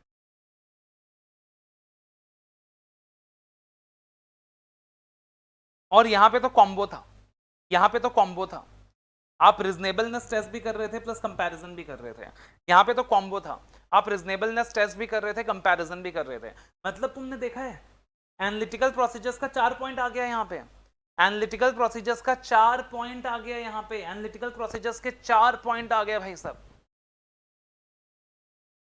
और इंस्टीट्यूट का कोई भरोसा नहीं है, हाँ कभी वो तुमसे पूछ लेगा what are the analytical procedures you will perform with respect to employee benefit expenses to verify the assertions of completeness, occurrence, valuation, measurement। और इन सारे पॉइंट्स में से आपको कौन से पॉइंट्स फिल्टर आउट करने होंगे, जो एनालिटिकल प्रोसीजर्स रिलेटेड है। इन सारे पॉइंट्स में से आपको कौन से पॉइंट्स पॉइंट आउट करने होंगे, फिल्टर आउट करने होंगे, जो एनालिटिकल प्रोसीजर्स रिलेटेड है। तो देखो एनालिटिकल प्रोसीजर्स का 4 पॉइंट हो गया। कौन से 4 पॉइंट हो गए एनालिटिकल प्रोसीजर्स के? पहला आप क्या करोगे, मंथली रिजनेबल, आप क्या करोगे, मंथली पेरोल कॉस्ट निकाल लोगे, मंथली पेरोल कॉस्ट एस्टिमेट कर लोगे, एवरेज सैलरी पर एम्प्लॉय निकाल लोगे और कंपेयर करोगे पिछले साल से पिछले महीने से, कंपेयर करोगे पिछले साल से पिछले महीने से। फिर उसके बाद क्या करोगे, अगर प्रोविडेंट फंड और employee state insurance act entity के ऊपर एप्लीकेबल है तो आप एक रिजनेबिलिटी टेस्ट कर लोगे और एसेस कर लोगे कि कितना अमाउंट बनना चाहिए प्रोविडेंट फंड का ईएसआई का। उसके बाद आप क्या करोगे, एक रिजनेबलनेस टेस्ट करोगे कि प्रोडक्शन पर एम्प्लॉय, आप प्रोडक्शन पर एम्प्लॉय एनालिसिस करोगे, आप एक रिजनेबलनेस टेस्टिंग करोगे प्रोडक्शन पर एम्प्लॉय, एक एम्प्लॉय कितना प्रोडक्शन करता है, एक एम्प्लॉय कितना प्रोडक्शन करता है। और एक आप क्या करोगे, कंपैरिजन करोगे, पिछले साल से कंपैरिजन करोगे, एक एम्प्लॉय कितना प्रोडक्शन करता है in comparison with the previous year and in comparison with the industry trends, in comparison with the industry trends and ask the reason from the management. तो एनालिटिकल प्रोसीजर्स की 4 point हो गए, analytical procedures की 4 point हो गया। एक आपका एक पॉइंट क्या था, अपॉइंटमेंट लेटर वाला, एक पॉइंट क्या था अपॉइंटमेंट लेटर वाला कि अपॉइंटमेंट लेटर चेक कर लो, एक पॉइंट क्या था लिस्ट ऑफ एम्प्लॉयज वाला कि मैनेजमेंट से लिस्ट ऑफ एम्प्लॉयज ले लो। मतलब 2 पॉइंट आपका रेलिवेंट डॉक्यूमेंट वाला था, 4 पॉइंट आपका एनालिटिकल प्रोसीजर्स का था, 2 पॉइंट आपका रेलिवेंट डॉक्यूमेंट से रिलेटेड था और 4 पॉइंट आपका एनालिटिकल प्रोसीजर से रिलेटेड था। उसके अलावा एक आपका जनरल पॉइंट दिया हुआ है, obtain an understanding of entities process for capturing employee attendance. एक अंडरस्टैंडिंग लो कि किस प्रकार से एंटिटी एम्प्लॉय का अटेंडेंस लेता है, because there is always a risk that an entity could record expense for a fictitious employees. तो यहाँ पे क्या हो सकता है सर, हो सकता है एंटिटी फिक्चर्स एम्प्लॉयज दिखा रही हो, तो दैट इज वाई आप क्या कर सकते हो, एम्प्लॉयज से पर्सनली मिल सकते हो ऑन ए सैंपल बेसिस।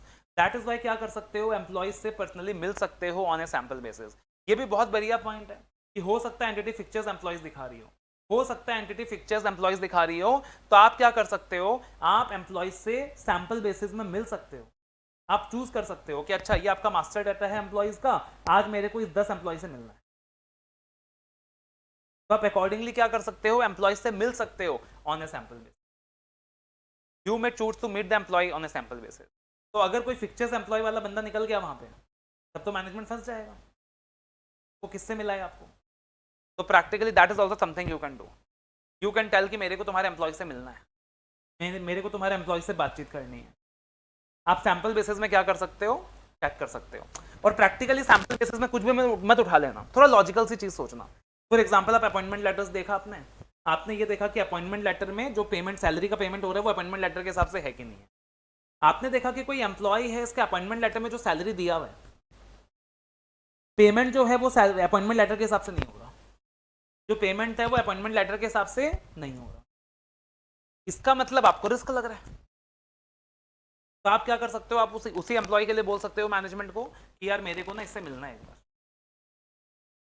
तो इस तरीके से आप जब पूरा मास्टर लिस्ट गो थ्रू करोगे, अगर आपको किसी भी एम्प्लॉय पर शक है, आपको लग रहा है कि शायद हो सकता है मैनेजमेंट ने ये फिक्चर्स रिकॉर्ड क्रिएट किया हुआ है, तो आप मैनेजमेंट को बोल सकते हो कि मेरे को क्या करना है, पर्सनल बेसिस में मिलना है. तो that is also something you can do. और प्रैक्टिकली ऐसा अपन करते थे बिग बाजार वगैरह का, जब अपन ऑडिट में जाते थे तो as a part of internal check system, तो अपन ये चीज चेक करते थे कि एम्प्लॉयज का जो लिस्ट होता था उसमें से अपन सैंपल बेसिस में सिलेक्ट करते थे कि अपने को इन एम्प्लॉय से मिलना है.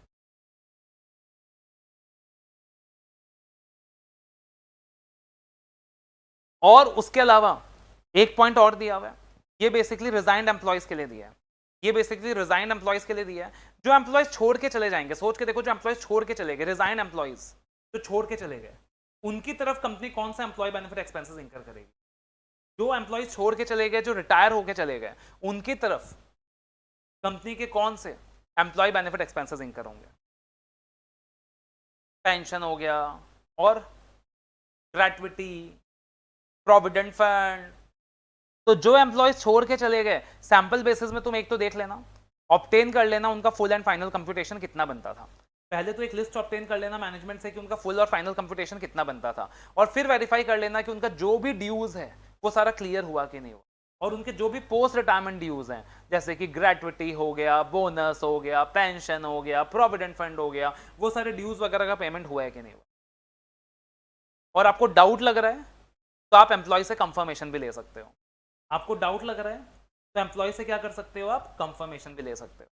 तो ये वाला पॉइंट किसके लिए हो गया, रिजाइन एम्प्लॉयज के लिए. ये वाला पॉइंट हो गया रिजाइन एम्प्लॉयज के लिए. तो एक पॉइंट तो है न्यू हायरीज के लिए, कि जो नए नए एम्प्लॉयज आए हैं उनका अपॉइंटमेंट लेटर देख लो, और ये देख लो कि उनका जो सैलरी का पेमेंट हो रहा है वो अपॉइंटमेंट लेटर के हिसाब से नहीं हो रहा है कि नहीं हो रहा है. और एक पॉइंट है रिजाइन एम्प्लॉयज के लिए, कि जो एम्प्लॉयज छोड़ के चले गए, तो देख लो कि उनका जो भी पेमेंट बनता है, ग्रेट्युटी हो गया, पीएफ हो गया, पेंशन हो गया, वो सारा बराबर से पे हुआ है कि नहीं. और चाहिए तो तुम उसके लिए क्या ले लो, कंफर्मेशन ले लो. तो आई थिंक बहुत ही इजिली, आराम से तुम 6-7 पॉइंट बना सकते हो. और एक जनरल सा पॉइंट है, वेरीफाई कर लेना if the provision has been made for all the employee benefits and obligations like bonus, gratuity. Company को जो भी बोनस पे करना होगा, ग्रेट्युटी पे करना होगा एम्प्लॉयज के रिटायरमेंट के बाद, तो प्रैक्टिकली कंपनी को प्रोविजन तो पहले से बना के चलना चाहिए. तो इंश्योर कर लेना कि कंपनी ने एम्प्लॉय बेनिफिट एक्सपेंसेस का प्रोविजन बनाया कि नहीं बनाया. इंश्योर कर लेना कि कंपनी ने एम्प्लॉय बेनिफिट एक्सपेंसेस का प्रोविजन बनाया कि नहीं बनाया है, और अगर प्रोविजन बनाया है तो वो सही बनाया है कि नहीं बनाया है. आप इसके लिए क्या कर सकते हो, एक्सपर्ट की हेल्प भी ले सकते हो. टू वेरीफाई द प्रोविजन आप चाहो तो एक्सपर्ट की हेल्प भी ले सकते हो. You can take the help of expert as well. तो यार बहुत आराम से हो गया, एकदम सिंपल है ये. तो पहले अंडरस्टैंडिंग ले लिया एंटिटी का, प्रोसेस का of employee, recording employee attendance. एक रिस्क लग रहा है कि फिक्चर्स एम्प्लॉयज हो सकते हैं, तो आपने बोला यार मेरे को सैंपल बेसिस में एम्प्लॉय से मिलना है. फिर आपने मैनेजमेंट से लिस्ट ऑफ एम्प्लॉयज ले लिया, भाई मेरे को लिस्ट ऑफ एम्प्लॉयज दे, नए लोग कितने आए हैं, कितने छोड़ के गए हैं, और कंटिन्यूइंग एम्प्लॉयज कितने हैं. अब जो नए आए हैं उनके लिए तुमने बोला उनके अपॉइंटमेंट लेटर दिखाओ, और ये देखा कि उनका जो सैलरी प्रोसेस हो रहा है अपॉइंटमेंट लेटर के हिसाब से हो रहा है कि नहीं. जो छोड़ के गए हैं उनके लिए तुमने बोला कि भाई ग्रेट्युटी, बोनस, पीएफ वगैरह बराबर है कि नहीं है, कंफर्मेशन ले लिया. और जो कंटिन्यूअस बेसिस में काम कर रहे हैं उनके लिए तुमने देखा मंथली सैलरी रजिस्टर, कि सैलरी कितना मिल रहा है उनको, तनख्वाह कितना मिल रहा है. और सैलरी के लिए तुमने क्या किया, रीजनेबलनेस टेस्ट किया, पिछले महीने से कंपेयर किया, और पिछले महीने से कंपेयर किया, पिछले साल से कंपेयर किया. फिर तुमने देखा प्रोविजन वगैरह सही तरीके से बना है कि नहीं बना, और फिर एनालिटिकल प्रोसीजर्स के पॉइंट आ गए. तो बताना एवरीवन, वाज इट सिंपल?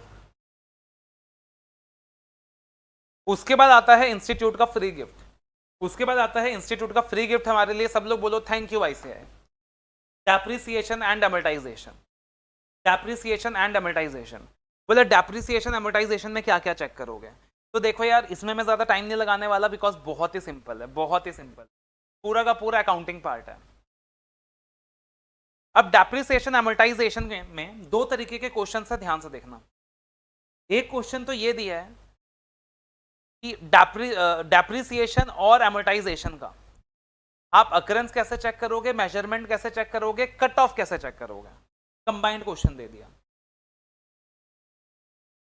और एक क्वेश्चन जनरल क्वेश्चन दिया, बोला आप जब भी डेप्रिसिएशन और अमोर्टाइजेशन की चेकिंग करोगे तो आपको ना इनके कुछ एट्रीब्यूट्स देखने होंगे। एट्रीब्यूट्स मतलब आपको इनके कुछ फीचर्स देखने होंगे, आपको इनके कुछ फीचर्स कंसिडर करने होंगे। तो वो कौन से एट्रीब्यूट्स हैं जो आपको देखने होंगे?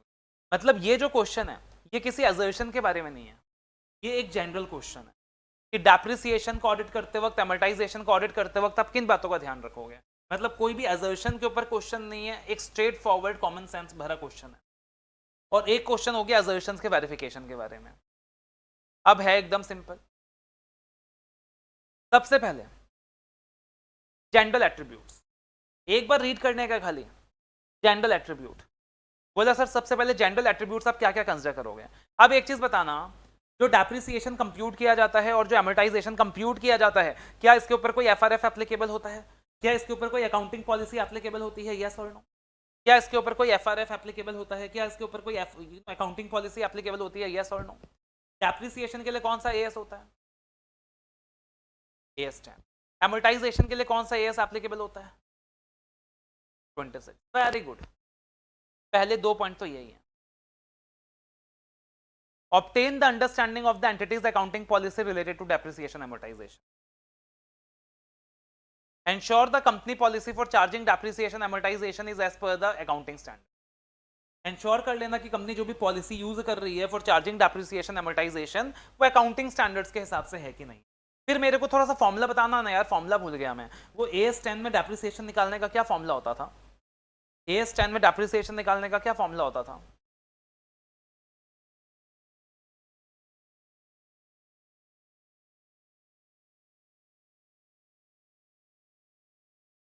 कुछ ऐसा होता था क्या? Cost minus residual value divided by useful life. अगला पॉइंट क्या दिया हुआ है? Whether the depreciation has been calculated after making adjustment of residual value from the cost of assets. Whether the depreciation amortization charges are valid. Whether depreciation amortization charges are accurately calculated. Whether depreciation amortization charges are recorded in the appropriate period.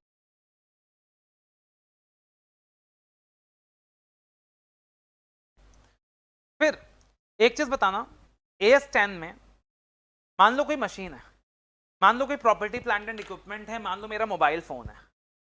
तो मेरा mobile phone जो है इसमें जितने भी components होंगे ये सारा एक ही रेट के साथ डेप्रिशिएट होगा, या इसके जितने अलग अलग कंपोनेंट्स होंगे मेरे मोबाइल फोन में, जैसे इसमें बैटरी भी है, इसमें बाकी चीजें भी हैं, इसमें कैमरा भी है, तो इसमें जितने भी अलग अलग पार्ट्स होंगे उन सबका अलग अलग रेट ऑफ डेप्रिसिएशन होगा या सेम रेट ऑफ डेप्रिसिएशन? उन सबका अलग अलग रेट ऑफ डेप्रिसिएशन होगा या सेम रेट ऑफ डेप्रिसिएशन? तो अगर एक प्रॉपर्टी प्लांट एंड इक्विपमेंट है जिसके अंदर मल्टीपल कंपोनेंट्स यूज हो रहे हैं, मल्टीपल स्पेयर पार्ट्स यूज हो रहे हैं, तो सबका सेम रेट ऑफ डेप्रिसिएशन होता है कि अलग अलग होता है? अलग अलग होता है। सेम भी हो सकता है, अलग अलग भी हो सकता है, नॉर्मली डिफरेंट होता है। आज एक कैमरा, सपोज इसका कैमरा है तो कैमरा अलग क्लास का है, बैटरी है तो अलग क्लास का है, बैटरी का डेप्रिसिएशन अलग होगा, कैमरा का डेप्रिसिएशन अलग होगा। तो वेरीफाई कर लेना, इंश्योर कर लेना that the parts oblique components of each PP that are to be depreciated separately has been properly identified, and whether the most appropriate depreciation method for each separately depreciable component has been used. हो सकता है कि जितने अलग अलग spare parts हैं, जितना अलग अलग डेप्रिशिएबल कंपोनेंट है, उन सबका डेप्रिसिएशन निकालने का तरीका अलग हो, उनके डेप्रिसिएशन के रेट्स अलग हो। तो इंश्योर कर लेना कि जो भी करेक्ट डेप्रिसिएशन मेथड है वो यूज किया गया है कि नहीं, और जो भी करेक्ट डेप्रिसिएशन रेट है वो अप्लाई किया गया है। तो बताना भाई इससे आसान कुछ हो सकता है क्या, बताना इससे आसान कुछ हो सकता है क्या, इसमें अपने को क्या टाइम लगाने की जरूरत है क्या, और is it very very simple. अब देखना, audit procedures to verify occurrence measurement cut off. अब क्या करना है अपने को, अब अकरेंस मेजरमेंट कट ऑफ मतलब फिर से वो दिमाग में आना चाहिए थोड़ा बहुत, रेलिवेंट डॉक्यूमेंट्स, टेक्निक कौन सी लगाएंगे। तो पहले सोचो रेलिवेंट डॉक्यूमेंट क्या होगा, पहले सोचो रेलिवेंट डॉक्यूमेंट क्या होगा, अकरेंस मेजरमेंट कट ऑफ, तो रेलिवेंट डॉक्यूमेंट क्या होगा।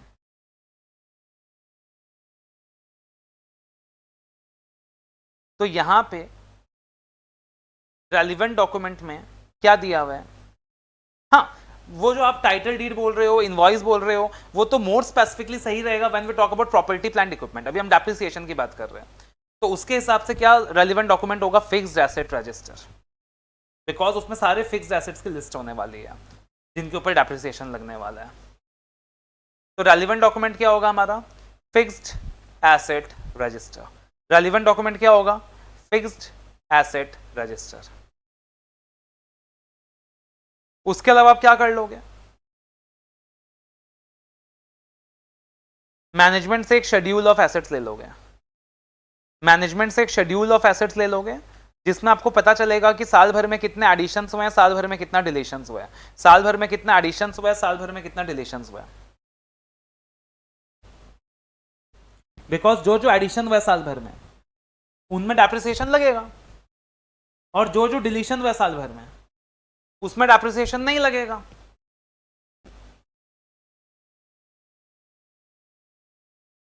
ठीक है भाई।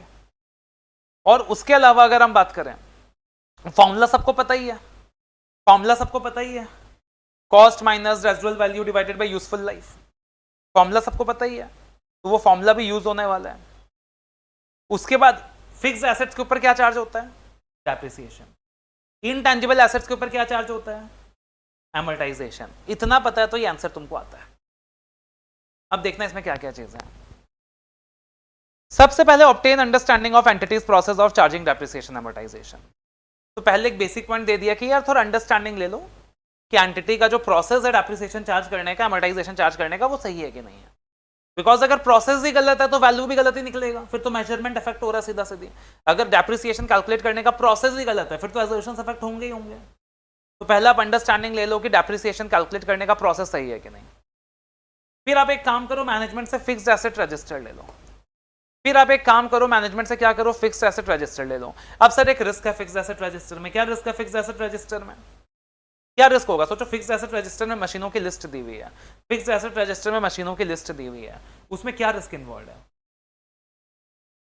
मैनिपुलेशन। मतलब फिक्स्ड एसेट रजिस्टर में हो सकता है कुछ फिक्स्ड एसेट्स के बारे में बताया हुआ हो जो प्रैक्टिकली एग्जिस्ट नहीं करती है, तो उसके लिए आप क्या करो, आप फिजिकली वेरीफाई कर सकते हो फिक्स्ड एसेट्स, आप फिजिकली वेरीफाई कर सकते हो fixed assets at least the material once, आप फिजिकली वेरीफाई कर सकते हो fixed assets at least the material once. तो देखना अगला पॉइंट क्या दिया हुआ है, there is always a risk that the fixed asset has been capitalised in the books and to mitigate this risk auditor should physically verify the fixed assets at least the once that are material in value, at least the once that are material in value. फिर आप क्या कर लो, management से list ले लो editions deletions का। फिर बोला fixed asset register में तुम सारे एसेट वेरीफाई कर पाओगे क्या, जितना भी एसेट होगा फिक्स्ड एसेट रजिस्टर में तुम सारा का सारा एसेट वेरीफाई कर पाओगे क्या, नहीं कर पाओगे। बोला सैंपल ऑफ एसेट सेलेक्ट कर लो, आप सैंपल बेसिस में कुछ एसेट सेलेक्ट कर लो from the fixed asset register based on materiality considerations, और वेरीफाई कर लो कि रेट ऑफ डेप्रिसिएशन सही है कि नहीं, कैलकुलेशन सही हुआ है कि नहीं। फिर एक पॉइंट इन्होंने इंटेंजिबल एसेट का डाल दिया, एंश्योर कर लेना कि जो भी इंटेंजिबल एसेट्स है जैसे कि पेटेंट्स हो गया, गुडविल हो गया, कॉपीराइट हो गया, उनको प्रॉपर्ली अमोर्टाइज किया गया है कि नहीं। फिर ये देख लेना कि depreciation whether the depreciation is charged on the assets from the date when it is ready to use. वही अकाउंट्स वाला पॉइंट है, इस बार के एग्जाम में भी आया था कि एंश्योर कर लेना that the depreciation is charged on the assets when it is ready to use. Ensure कर लेना depreciation on revalued amount has been properly accounted from revaluation reserve. ये अगेन अकाउंट्स का पॉइंट है, ये अगेन अकाउंट्स का point है कि जब भी एसेट्स का रिवैल्यूएशन होता है जब भी एसेट्स का रिवैल्यूएशन होता है और जो भी रिवैल्यूएशन रिजर्व तैयार होता है, तो डेप्रिसिएशन ऑन रिवैल्यूड अमाउंट का अकाउंटिंग कैसे होता है वो आप अकाउंट्स में सीखते हो। तो इंश्योर कर लेना कि depreciation on revalued amount has been properly accounted from the revaluation reserve. फिर वापस से यार हमारा प्यारा दुलारा एनालिटिकल प्रोसीजर्स का पॉइंट, हमारा प्यारा दुलारा एनालिटिकल प्रोसीजर्स का पॉइंट, खर्चे की बात हो रही है, एनालिटिकल प्रोसीजर्स ना हो, ये कैसे हो सकता है? Perform analytical procedures to obtain evidences with regard to the reasonableness of depreciation amortisation expenditure. मतलब खुद कैलकुलेट करके चेक कर लेना कि जो भी मैनेजमेंट ने कैलकुलेशन किया रीजनेबल है कि नहीं है। फिर इंश्योर कर लेना that the depreciation and amortisation has been charged as per the useful lifes of the PPE and intangible assets. फिर इंश्योर कर लेना कि रेजिडुअल वैल्यूज को प्रॉपर्ली कंसीडर किया है कि नहीं। मतलब फॉर्मूला से 2 पॉइंट बना दिया, ये 2 पॉइंट तो फॉर्मूला वाले हैं, ये 2 पॉइंट तो फॉर्मूला वाले हैं, रादर ये 2 भी नहीं, आखिरी के 3 पॉइंट फॉर्मूला वाले ही हैं। पहले इंश्योर करना कि whether the depreciation amortisation has been charged as per the useful life of PPE. फिर इंश्योर करना कि जो भी रेजिडुअल वैल्यूज उनको कॉस्ट से माइनस किया गया है कि नहीं डेप्रिसिएशन निकालते हुए। एंड फाइनली ये देखना कि मान लो जो फॉर्मूला है हमारा, सपोज उसमें अगर यूजफुल लाइफ चेंज हो गया, सपोज अगर उसमें क्या चेंज हो गया, हमारा यूजफुल लाइफ चेंज हो गया पीपीई का और इंटेंजिबल एसेट्स का, तो इंश्योर करना कि अगर कभी भी यूजफुल लाइफ चेंज हो गया तो whether the depreciation and amortization has been computed on a prospective basis। अब लॉजिकल सा चीज है ना, अगर मान लो अचानक सा यूजफुल लाइफ चेंज हो गया तो जो भी डेप्रिसिएशन एंड एमोर्टाइजेशन का आप कंप्यूटेशन करोगे, रिकंप्यूटेशन करोगे, वो प्रोस्पेक्टिव बेसिस में करोगे या रेट्रोस्पेक्टिव बेसिस में करोगे? प्रोस्पेक्टिव बेसिस में करोगे। तो वही चीज एग्जामिन कर लेना, इंश्योर कर लेना कि जो भी डेप्रिसिएशन एंड एमोर्टाइजेशन का कैलकुलेशन है वो प्रोस्पेक्टिव बेसिस में ही किया गया है ना, वो प्रोस्पेक्टिव बेसिस में ही किया गया है ना। हो गया बस, डेप्रिसिएशन एमोर्टाइजेशन इतना ही देखना था। बताओ इसमें कुछ भी टफ है क्या? या फिर आईसीआई का वरदान है ये, आईसीआई का गिफ्ट है ये?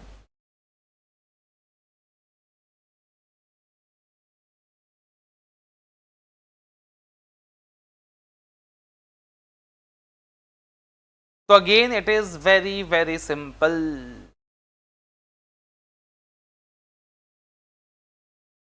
तो इनकम्स में आप देखोगे खाली हमारे 2 इनकम्स बाकी हैं, खाली हमारे 2 इनकम्स बाकी है, मतलब जो भी इनकम्स वाला पार्ट है पीएनएल वाला पार्ट से खाली इसमें 2 बाकी है, और दोनों एकदम सिंपल ही बाकी हैं।